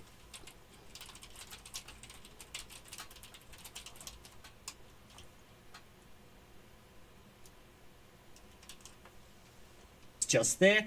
And we've also got a rating, a LinkedIn rating. Okay, so I'm going to take a look at this LinkedIn article right here, and we're going to scroll down, and we're going to figure out how the LinkedIn matches to the CEFR. So if you have a look here, we've got elementary proficiency, that is like A1 to A2. Limited working proficiency. I mean, the thing about these, well, like the definition of professional proficiency depends on what your profession is to some extent. Because there are professions where your primary use of the language is going to be written, not spoken. And you've got others where speaking is going to be central to it. It's like B1 to B2, professional working proficiency is a C1, and then full professional proficiency is a C2. And then you've got a separate one for native and bilingual. Okay, now I do need to warn you guys, I've actually made 2 videos on Mikkel in the past, but they were not about his language abilities. They were actually about his system that he claims to teach. And the first one was Hyperpolyglot, basically makes a bold claim. Yeah, I mean, and I will say, the claims that he makes in terms of his system, I would be skeptical about as well. Like 3 months for 3 months for Japanese. No, You can learn any language in 3 months. I made a video on that, broke it down, and just showed that basically that was impossible, except for maybe in very, very specific edge cases. Then the second video I dropped was basically, Mikkel, you owe me a 3-month update, which was talking about his Japanese challenge, which he started and then silently kind of just killed off. And the reason that one was important is because it was meant to prove his system of... Yeah, I mean, memorization, no. I mean, memorization does not give you fluency. Language acquisition does not work that way. Memorizing shit is not going to get you to where you need to be, because you need more, you need more than that. It's about, like, your brain wrapping itself around the structures of the language and stuff. language learning to learn any language in 3 months, and he was using it to learn Japanese and then suddenly went quiet on the whole thing, and then I dropped this video 6 months later asking for the 3-month update. So I am coming in this with a little bit of a bias because I have obviously critiqued his systems before, so I do need to warn you about that. And I mean, like, I could see getting to a kind of conversational level in Japanese in 3 months if you speak Korean. The reason for that is that even though Korean and Japanese are not related, they share a lot of vocabulary of common origin with very similar pronunciations, and they have very similar grammar and structures and things like that. I could see somebody go, a Korean speaker, and I could see that vice versa as well, like conversational level. In both cases, it would not... it would probably be on the level of just sort of basic conversational stuff. But, for somebody who is not coming from a language background closely related, or highly similar to the language they're trying to learn, I don't see that. therefore, I'm going to try and keep this as much just on... let's say a Norwegian... learning Swedish. I could see a Norwegian picking up Swedish to a reasonable level, like at the very least a conversational level in 3 months. There are like phonetic things that might be a bit more of a challenge and stuff like that. Portugués sí, indonesio no. Intenté aprenderlo hace muchos años, pero la realidad es que solo sé decir un par de frases. Pero el portugués sí. The facts and less of like my own personal thoughts. No tengo muchas oportunidades de hablar portugués, pero lo entiendo perfectamente. Y es uno de esos idiomas que, me cuesta un poco ingresar, digamos, pero cuando ingreso, cuando llego a entrar, cuando llego a entrar, es como una tostadora que se calienta un poco, porque por falta de oportunidades, pero la lectura, la comprensión en ese sentido no es difícil. Pero sí me cuesta hablar un poco solo por falta de oportunidades. Although, realistically, I have had interactions with the guy, but you are now aware of that. Okay, so what we're going to be doing is we're going to map his languages onto the Common European Framework. For those who have never heard of this, this is a system for basically analyzing someone's abilities within a language. If you're at A1, it means you're just started out the language, you've got the pronunciation, you've got some basic greetings, some basic, questions and answers, nothing too fancy. Then when people... And here is the weakness, to some extent, of this approach to sort of investigating. Because most of it is going to be based on YouTube videos. And that's not going to give you... first of all, it's kind of an unnatural setting a lot of the time. Not everybody speaks naturally in a situation where they don't have somebody that they're talking to. And there are more aspects to all of this than can really be captured in the context of like a YouTube video. So, I mean, that is kind of where this is a weakness of the approach. About fluency, they generally mean a B2+, which you can see. 1 second.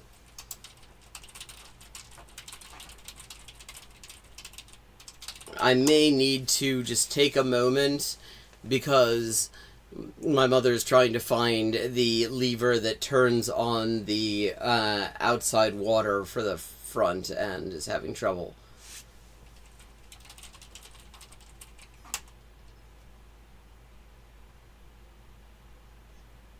Just give me one moment here.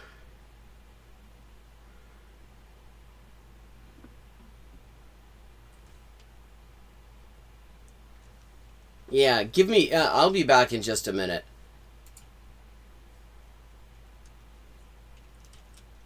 I want to see if I can help my mom out. She wants to bathe the dog, and this is causing difficulty, so we're gonna...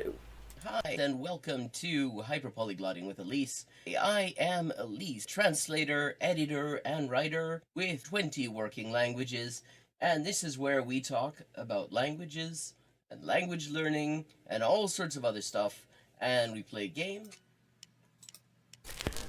This is Elise with an update on the ongoing Inessa Armand translation project. We now have 37 of the 38 extant essays and speeches by Inessa Armand translated into English for the first time. And we are just short of the halfway mark on the fundraising progress as well. This enrichment of the English language Marxist canon has only been possible with your support, and it's been a real lifeline for me. So anyone who would like to support this project can find links in the description for how to do so, and everybody who has already supported it has my sincerest thanks. Perfect. Okay, 3 of 4. 還元1級の先というのは本当に誰も知らない字ばっかりでしょうね。私は Okay, we've leveled up and it is time to pick another language. Morfar är tröttare än vanligt. Maten är färdig.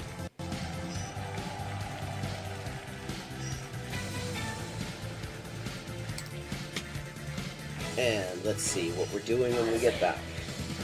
Greek. We're doing Greek when we get back. Ben neredeyse her gün okula giderim.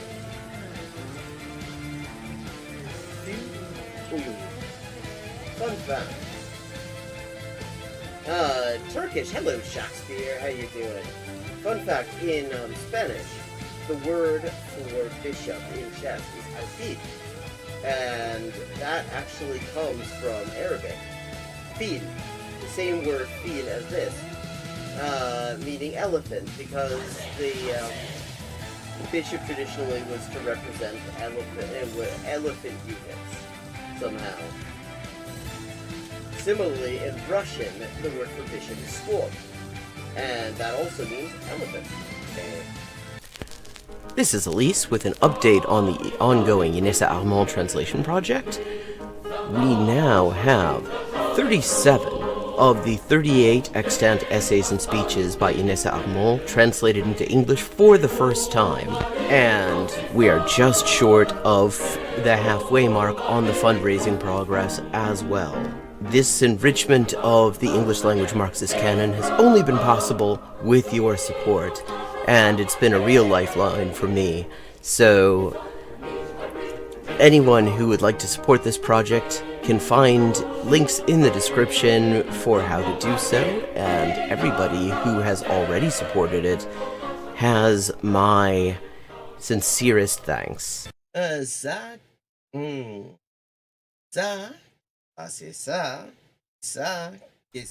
Okay, sorry about that. Yeah, it is the time of year when we turn on the faucets going outside, and my mother found one of them, and the other one was just very, very well hidden. So I just wanted to help out with that. Found it. We're good. So I'm back, and we are looking at Evil D, looking at Miquel. Is right here near the back end of it, and then a native is generally C1, but an educated native will be a C2. Now, this does not take accent into account. People always ask about this. And I will say, like, there are other aspects of this. I mean, overall, I think as far as these frameworks go, the Common European Framework isn't bad. But, like, C2, for example, I understand with ease virtually everything heard or read. I think you always have to qualify these things. Because virtually everything, there are all sorts of subject matter, like a native speaker will not understand a word of unless they've studied it or something.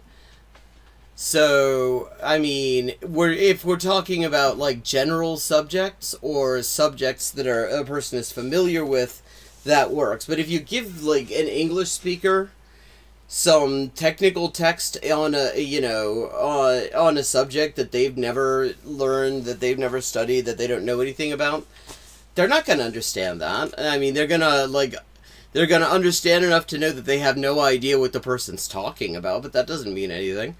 You don't care about accent with this type of thing. This is just your ability to create sentences and express ideas. And also, please be aware that this system is not like a linear progression. It's more kind of like a curve. So there is a bit of a difference there between like a B1 and a B2. Okay, so what we will be doing is referencing this community document I put together, the Evil Deer and Community Investigation of Miquel. As you can see, we've got all the information in here, and then we've got reviews from both natives and then also learners of each one of the languages he claims. I mean, he's very thorough. I will give him that. He's very thorough about it. At least where there is actually... Seriously, I mean, look at all this material.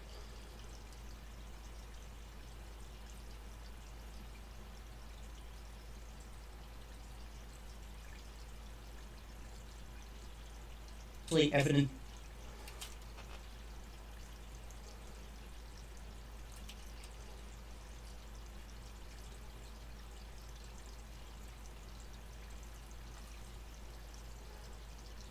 And also learners of each one of the languages he... I was trying to see if I could slow it down and just read some of this stuff.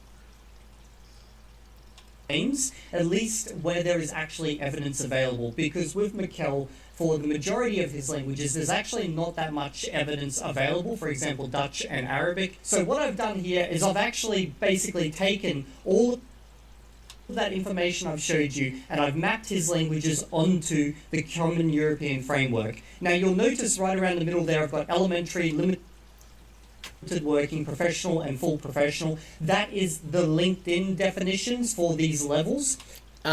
See, I mean, I have to say again, I think he's actually... there's a lot of content of this sort that is quite dodgy, but I think he's very fair in the way he does this. And yeah, I mean, okay, so actually, Basque, Spanish, English, French, German, Italian, Portuguese, Romanian are listed under mastery. So 3, 6, 8. And you probably also... I mean, that includes the hardest Romance language, because Romanian is definitely the hardest Romance language. Including from the point of view of a speaker of other Romance languages. And that is because Romanian, not Armenian.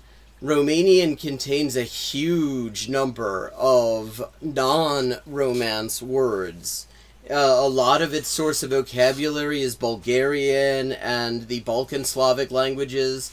Structurally, it does a lot of things that Balkan languages, like Serbian or Bulgarian or also Greek do, and that other Romance languages simply do not do. It is easily the hardest of the Romance languages. Realize that apparently all of these languages for Mikkel are C2. Now, I'm going to be completely honest. I'm pretty sure Mikkel didn't understand what full professional meant on LinkedIn and just marked the languages he felt comfortable Oh, this is what he marked, okay. in as full professional, because I highly doubt he meant that he is a C2 in all of these languages.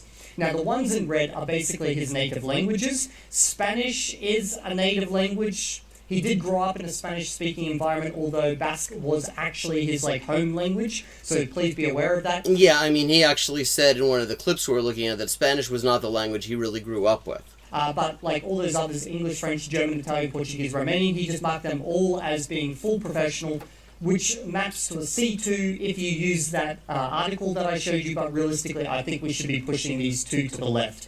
So you might have noticed that generally he doesn't tell us what his abilities are in different languages, and we're basing it literally just on that LinkedIn language list. And to be fair, that's not really a good way of taking someone's claims into account, because it's not really a claim. It's just kind of like putting your languages on LinkedIn type of thing. So realistically, he hasn't made a claim to... And the thing about full professional is it depends very much on your profession.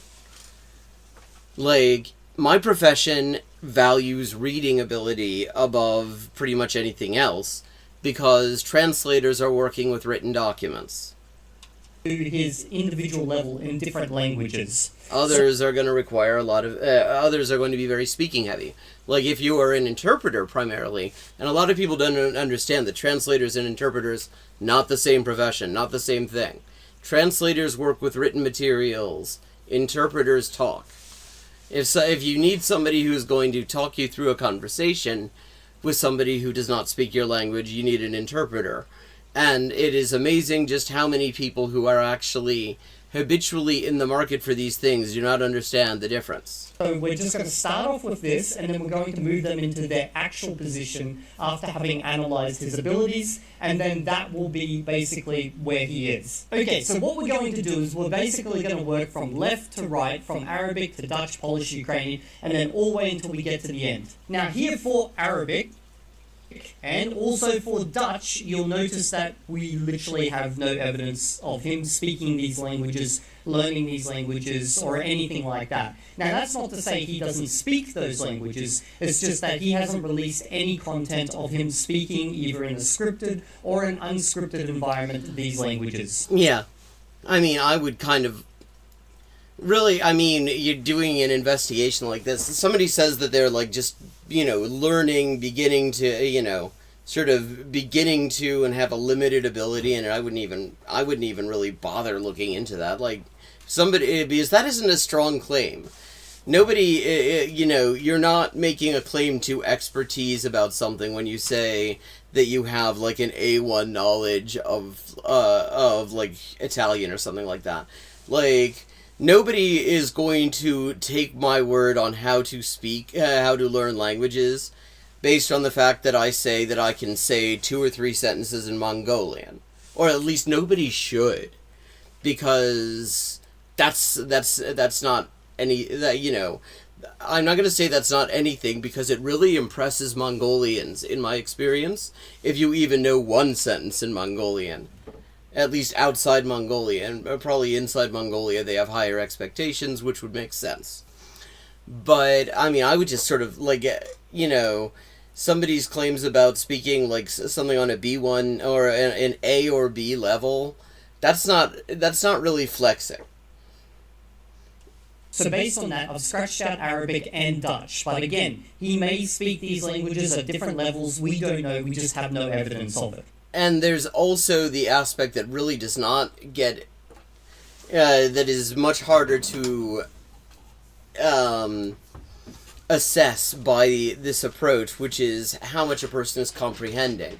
Because just because a person stumbles when they speak, which can be a sign of somebody, not knowing a language so well, but it can also just be a way that it can be a sign that this is just how they talk. Some people, no matter what language they're speaking, are more fluid in their speech than others, because nervousness gets in there, and sometimes people's brains and mouths do not work at the same speed. I know mine does not.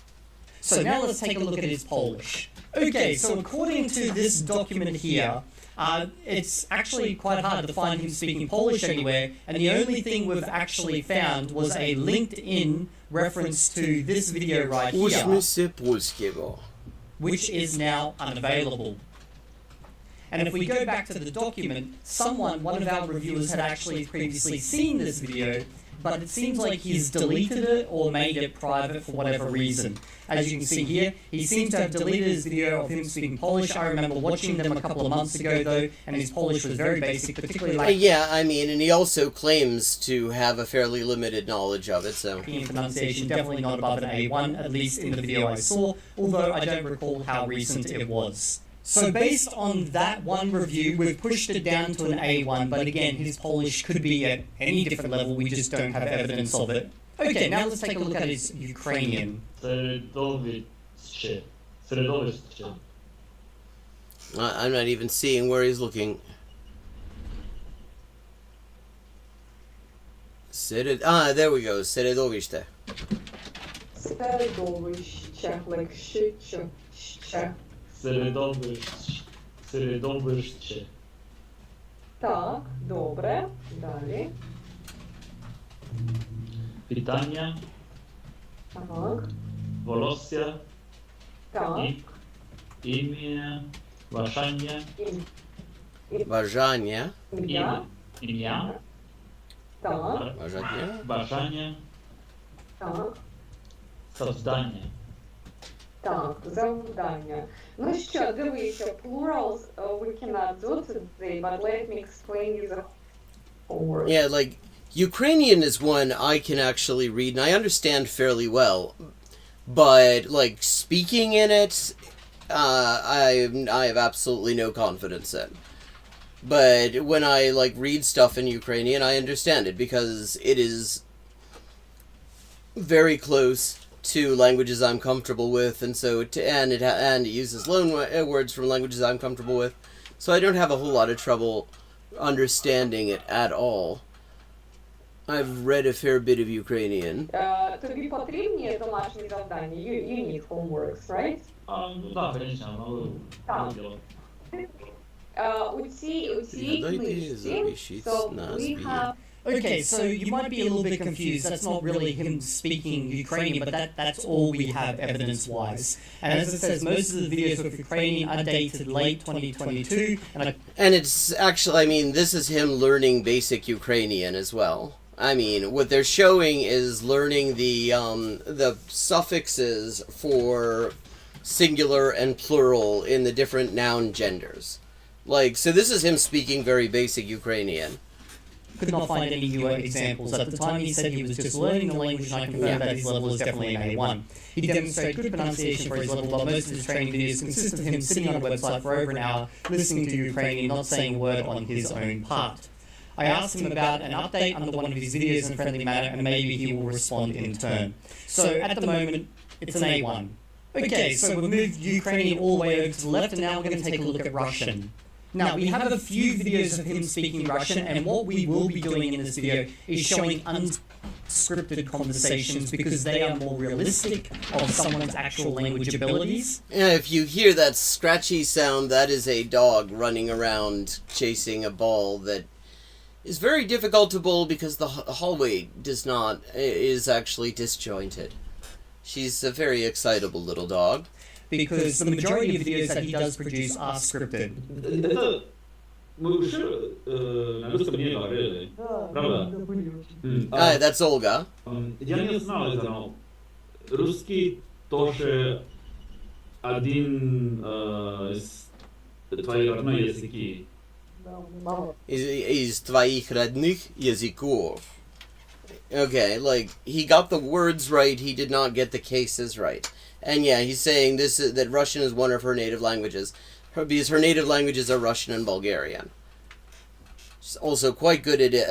Her English is also excellent. She speaks very good German. I mean, she goes to university in Germany. She's a musician. And, I mean, I've heard her speaking quite a few languages quite well. Like, she is very prolific in the, like, polyglot community in terms of, like, organizing practice rooms and stuff like that. And she's a musician. Я думал, болгарский был это... У тебя есть твои два... Zwei.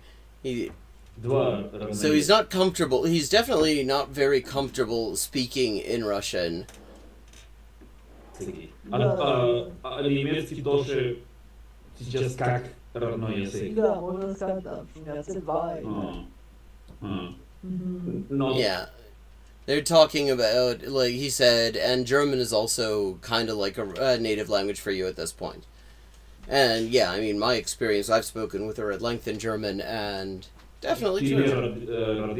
родилась в Немции? Ну, я в Германии, я родилась в Болгарии. Okay, unscripted conversation. Lots of mistakes in grammar and pronunciation. I'd estimate it to be an A2 with hints of B1. According to multiple videos between 2 years ago up until 4 days ago, speech sounds somewhat clear at times, however mostly quite vague and not as easy to perceive. It still has quite a few grammar mistakes and... Oh, that's why she's running around like that. She has been bathed. That is a thing that has fallen by the wayside because we've had so much shit to deal with in the past couple of months.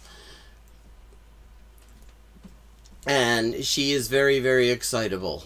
She's probably about to have a blowout.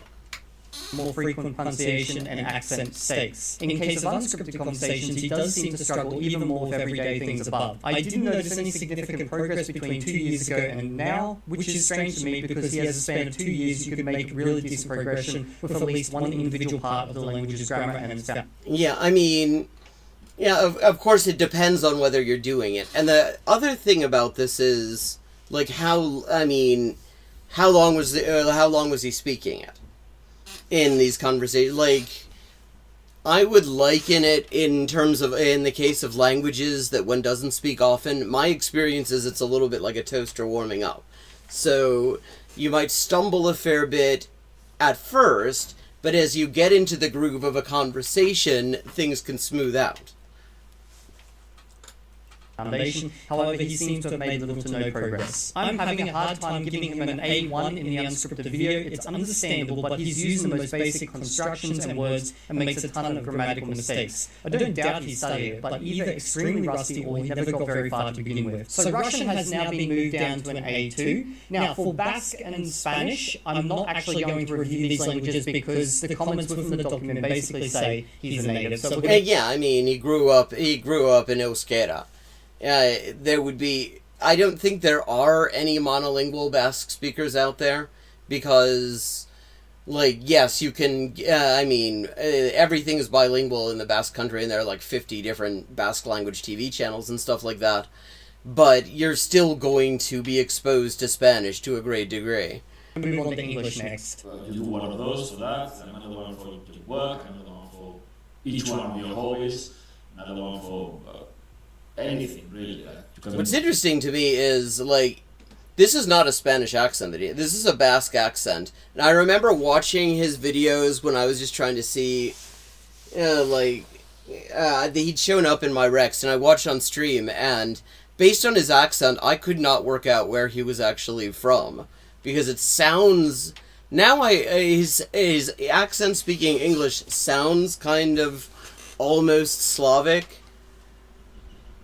There's stories with it, you can...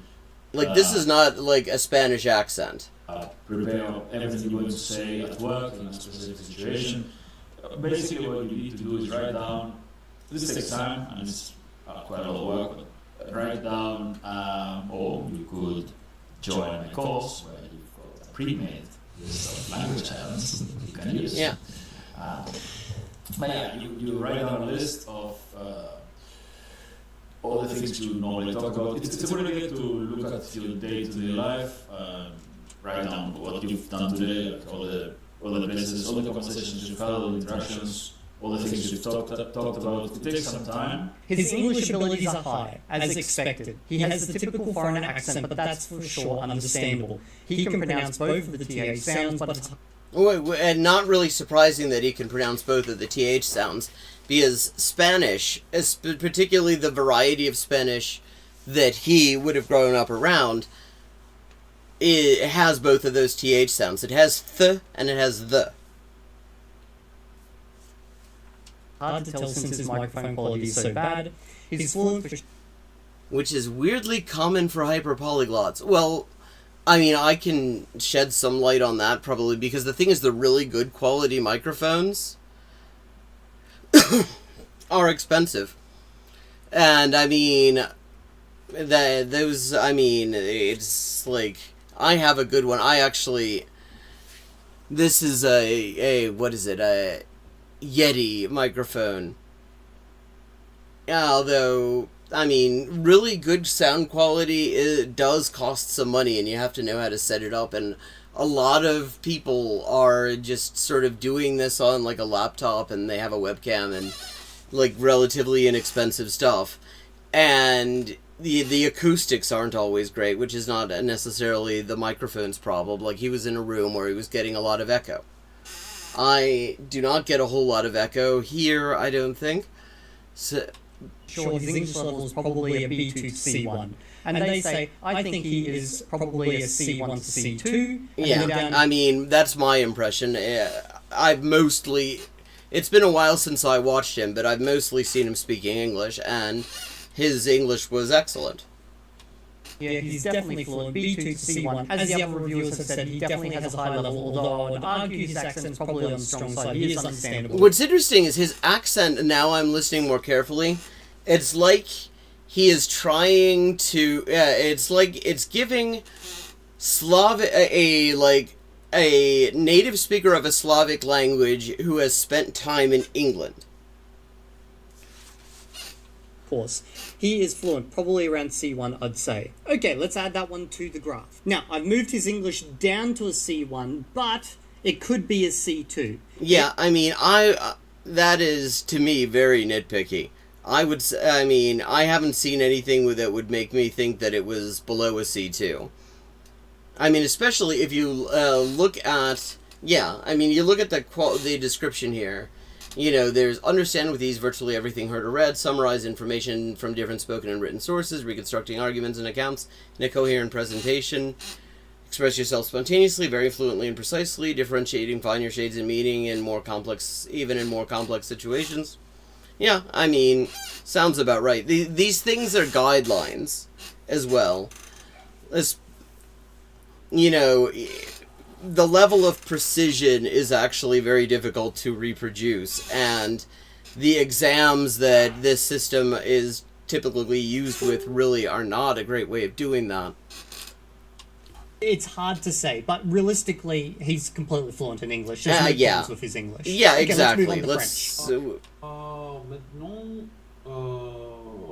je pense pas que je suis en train de lire un livre en français. Parce que j'habite à côté de la frontière ici, au Pays Basque. On va souvent en France. Quand je voyage beaucoup. Quand je voyage, j'ai l'habitude d'acheter toujours des livres. Mais je ne me souviens pas. Yeah, like, his pronunciation... I mean, he has an accent when speaking French. Yeah. But, I mean, I understand him. I would say grammatically, I haven't heard him make any mistakes. Maintenant, quel est le dernier livre que je lis en français? On va en France la semaine prochaine. Alors, j'achèterai peut-être 2-3 livres plus en français. Je les lirai. Ouais, on va visiter comment dire? Où les vend ses produits en Bordeaux. His first sentence is that he doesn't think he's currently reading a book in French, which is a weird thing to say. The rest goes off tracks and it's pretty incoherent. The topic is, again, just about learning languages. Well, I didn't think it went off the tracks. I understood him perfectly. He said he travels a lot and he has the habit... He's in the habit of buying books wherever he goes. He's going to be visiting France soon, and he's going to be buying some more books. I mean, the topic was not just about learning languages, it was about buying books and traveling. And no variation in topic, I mean, I wouldn't necessarily... That doesn't tell you about his language ability. That tells you actually about the nature of the conversation.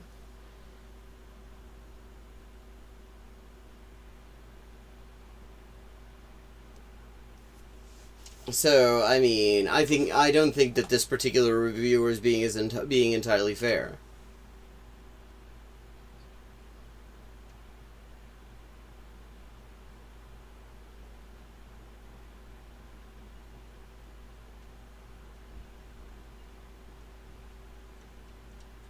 I'd probably give him an A2. Lots of mistakes, huge pauses, no variation in topic, low level of vocab, incomprehensible. Also, I mean, these reviewers are describing him as having a Spanish accent, and his accent is not Spanish. Parts. Since it's It is a Basque accent. He struggles much more. His pronunciation often makes him difficult to understand. I would give him an A. I mean, actually, I was surprised. Librairie, I mean, it should be a relatively easy word for a bonsoir, Erika. It should be a relatively easy word for a Spanish speaker to find because it's the same word in Spanish, basically. It's librería. To at most, just because of the error frequency and the difficulty shown in completing even basic sentences. And let me also just shed some light, because I've done one of these sort of conversational videos with Olga.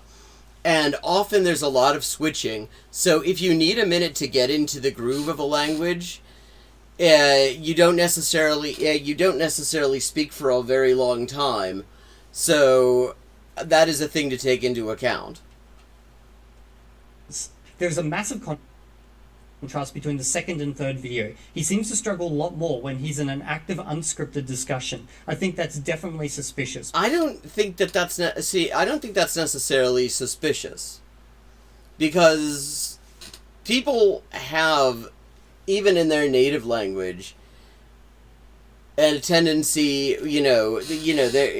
depending on their comfort level with a subject, with the context, like, are they speaking, are they comfortable speaking, in a video chat versus face-to-face or something like that?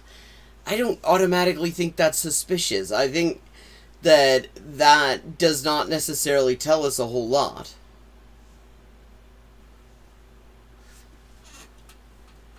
Plus, the person he talks with sounds like a beginner, and I don't think there was much difference. I mean, and I can say, definitely not a beginner in French. I've heard her speaking French. She speaks it quite well.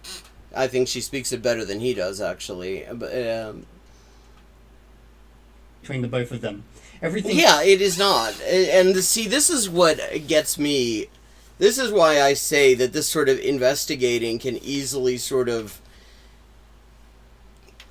overflow into sort of a potentially toxic kind of place, because it actually invites a level of suspicion as sort of a default attitude, and I don't think that's necessarily a good place. I don't think it necessarily makes sort of the language learning community a welcoming place to be. And I also think when you come from a very suspicious place, often innocuous things can immediately be magnified. Else that I would add has already been laid out by the other reviewers. So his French has been moved down to an A2, maybe a high A2. Yeah, and I see, again, based on this level of evidence, this isn't a whole lot of evidence to go on here. So I would not move it down there. Yeah, exactly. Unscripted discourse is difficult. And if you don't know what you're going to be talking about, and you don't know the person, and stuff like that. Yeah, I know. That, I mean, I don't think that's being fair. Like, if you were to piece together enough video, like watching me talk off the cuff into a microphone in English, which is a language which is one of the languages I grew up with, you could easily manage to make the case that I'm a fucking B2 in English or something like that, or an A2 in English. because I also stumble and I pause and I lose the thread of what I'm talking about. That is a thing that happens. I mean, for all of this, I would want way more evidence. I would want to hear a longer clip. Next up, German. In diesem Video zeige ich dir, wie du jede Sprache schnell und effektiv lernen kannst. Schnell ohne was? Yeah, okay, I mean, he has a very pronounced accent, but I'm understanding most... Video zeige ich dir, wie du jede Sprache schnell und effektiv lernen kannst. Ah, schnell und effektiv. I heard ohne Vertrieb, and I was like, ohne Vertrieb? Was hat das jetzt mit dem Sprachenlernen zu tun? Yeah. Okay. I mean, I would not necessarily learn my pronunciation from it. It takes a minute, but if you're used to hearing people speak German with an accent, which I am, then you can get used to it. Verstehst und flüssig sprichst. Ganz ohne Zeit zu verschwenden. Keine Apps, keine Grammatikpauken, keine langweiligen Sprachkurse. Okay, like grammatically there's some things here. Wenn du dieses System Schritt für Schritt durchziehst. Yeah, I mean, I agree with you, Erica. I mean, that is a thing that I have pointed out, like, this whole genre. If you're just going based on YouTube stuff, there is a whole universe of things you're not going to be able to assess. Like, for example, how much they understand. Like, can they read a novel in the language? Oh yeah, body language experts. Yeah, there's a creator called Mooneycat who did a wonderful, like, long-form debunking of the entire genre of shit. But, like, for example, the way he's speaking is kind of wooden, but he's reading a script almost certainly. And there are people who are really good at reading from a script, and they will not sound like they're reading from a script. And there are people who aren't. And that does not necessarily tell me anything about his language ability. This does not tell me whether I could, like, have a conversation with him in German and he would understand everything I'm saying, and I would understand everything back.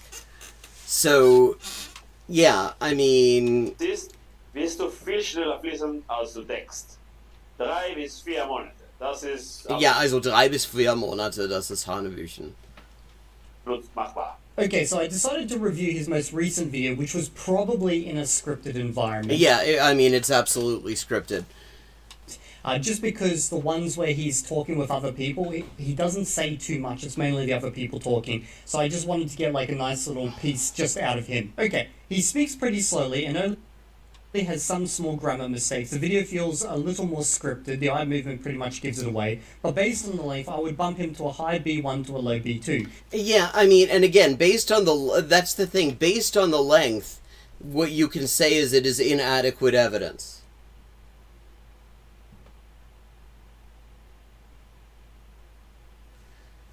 Yeah. And the thing is, he tends to use the most basic of words. Like, the thing is, when you're trying to communicate with people, you're not necessarily going to use the $10 words just because they're there. And that's the other thing that I find very, like, there's that guy, Language Jones, who did a really shitty video about pronouns.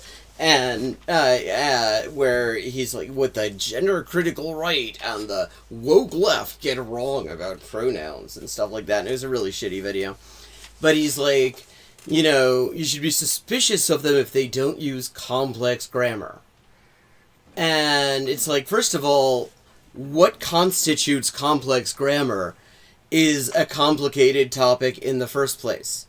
And second of all, if people are speaking to communicate a meaning with people and not to, like, flex grammatical constructions, they're not necessarily always going to use complex grammar.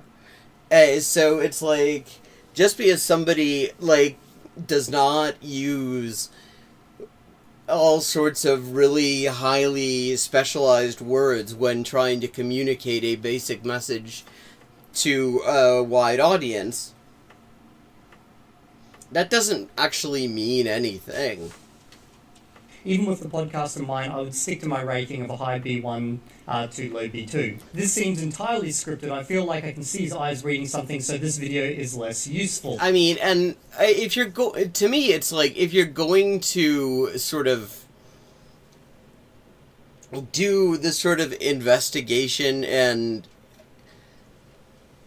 that is going to have an impact on somebody's reputation, I think that the thing to do when you don't have a whole lot of evidence, when you have like short clips and stuff like that, is to say you can't really judge it, because you'd need more in order to judge this seriously. And yeah, so Okay, so they rely on the older video. I would place him around the B1 to B2 range. It also didn't seem scripted to me. So this one's done a review of all three videos. In the old video, some grammatical mistakes here and there. Since he cuts the new video, it's not clear how much is scripted word by word. You can tell that his accent is heavy, however. Unnatural intonation, struggling with some sound. And with the podcast, he seems to understand what the German guy is telling him, very conversational in German regarding... Yeah, I mean, Erica says, I constantly dumb things down when I'm talking to people. Yeah, I mean, I do the same, you know, you tailor your speech to your audience and your subject. If you're going to be trying to break down a technical subject to people who are not technical people, you're not going to use the technical words if you can avoid them. Unless you specifically need to make the point that you know what the fuck you're talking about. Because, you know, because you're talking to somebody who thinks that you do a code review by printing the code out, for example. Like, I mean, it is, I think, useful that these people are, like, giving their criteria, because it helps assess just how good this is. Like, for example, he seems to understand what the German guy is telling him, but you can't know that. I mean, probably. But, I mean, this is one of the weaknesses of this approach. I would want to actually talk with the guy, for example, if I were going to make that sort of an assessment. Like, as I believe that most of the exams that use this common European framework would require you to do. Video, he's at least a B1, maybe even a B2, still far from a C1. Okay, so German has been moved down to like a high B1... Based on like 5 minutes of evidence, that does not tell me anything. That I don't think is great. B2, although realistically we need a lot more unscripted content to be able to really make a proper judge. Yeah, I mean, that's the thing. It's like, to me, realistically, if you're saying you don't have enough evidence, then you don't have enough evidence to say he's way worse at this than he says he is, because you just have inadequate evidence. Okay, Italian. L'italiano l'ho imparato quando vivevo a Berlino. Sì. Quando vivevo a Berlino c'era un scambio linguistico italiano-tedesco e volevo conoscere... Like, pronunciation-wise, like, he has a very clear accent. And there are a couple of little grammatical things. It's not un scambio. It's always when you have S followed by another consonant in Italian, it becomes uno scambio linguistico, a language exchange. But like, delle persone sono andato là e io pensavo che l'italiano, perché non è così differente dal spagnolo, sia facile, ma like, I mean, and the other thing is, you can get into sort of fundamental attribution errors. Like, people make grammatical mistakes all the time in, like, languages, no matter how well they know them, because people are speaking spontaneously, and your brain sort of jumps from one thing to another, and, you know, that just happens. That is a way, so... The thing about this sort of approach to investigating is that there is always going to be the risk that you hear somebody, like, make a small, like, grammatical mistake and assume that that's just a thing they always do. as opposed to they stumbled while they were talking. I mean, that is, I'm not saying, that is a risk that you really have to take into account. And it's why I would not necessarily just I would not make wide-ranging judgments based on very limited evidence. Prima volta che sono andato in questo scambio,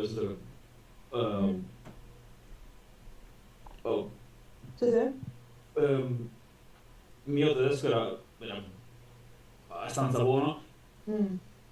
In the more recent interview with Mikkel, he pauses to think often, but otherwise his Italian is natural sounding for the most part. Overall, I'd assess it as a B2.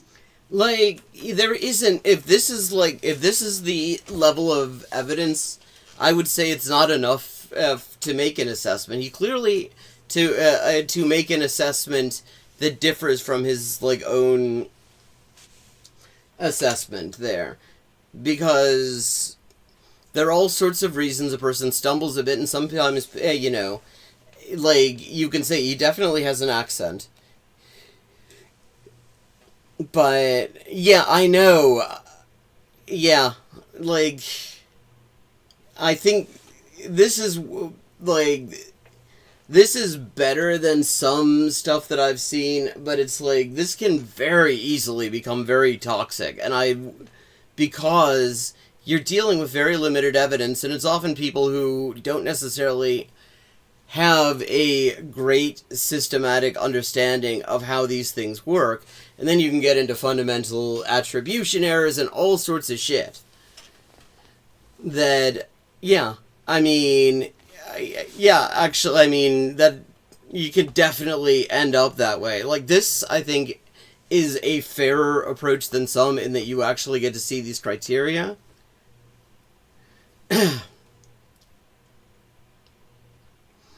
But, I don't know from watching that whether he systematically says un scambio, or whether in that particular situation he was about to say, sometimes the reason people have agreement errors when speaking is that they were starting to say one thing and then they changed it. So maybe he was going to say un amico con cui parlavo italiano, un amico che voleva insegnarmi l'italiano, and then he changed his mind and decided to go with language exchange, which would be uno scambio linguistico, but he already said un. So, there are all sorts of reasons that kind of stuff can happen. You would need to actually hear him say similar things more than once in different contexts in order to know whether there is a systematic error going on, or whether he just is stumbling.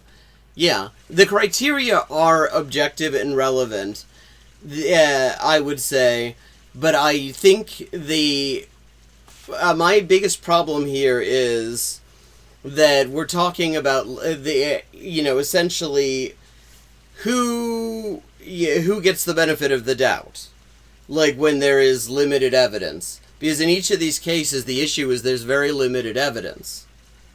Do you take from the fact that there is very limited evidence that he only speaks as well as these videos say? As these videos would suggest?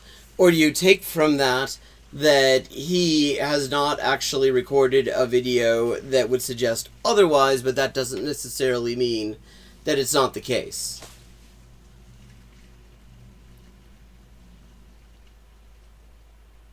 A seal trident? What kind of amphibious transit do they have in fucking Minnesota? You could argue for a lower level if you consider the fact he pauses often. In that case, I still wouldn't go anywhere below a mid to high B1. Yeah, and pausing often can also just mean you're trying to think of what to say. But I just noticed the time. It is time to start thinking about dinner thoughts for me, so I will wish you a good evening. I will be back tomorrow at 4:30 p.m. U.S. Eastern Time, and I look forward to seeing you there. Let me give you these. We had a couple of new people Riveroon, would you be able to drop that Discord link? Because no, wait a second. The Discord link was working for me. I think I can do it myself. That would be very handy if I could.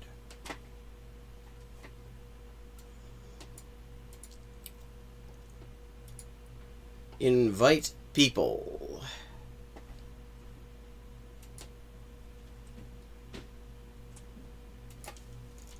Fuck.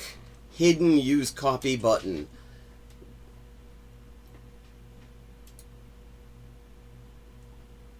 This is very annoying.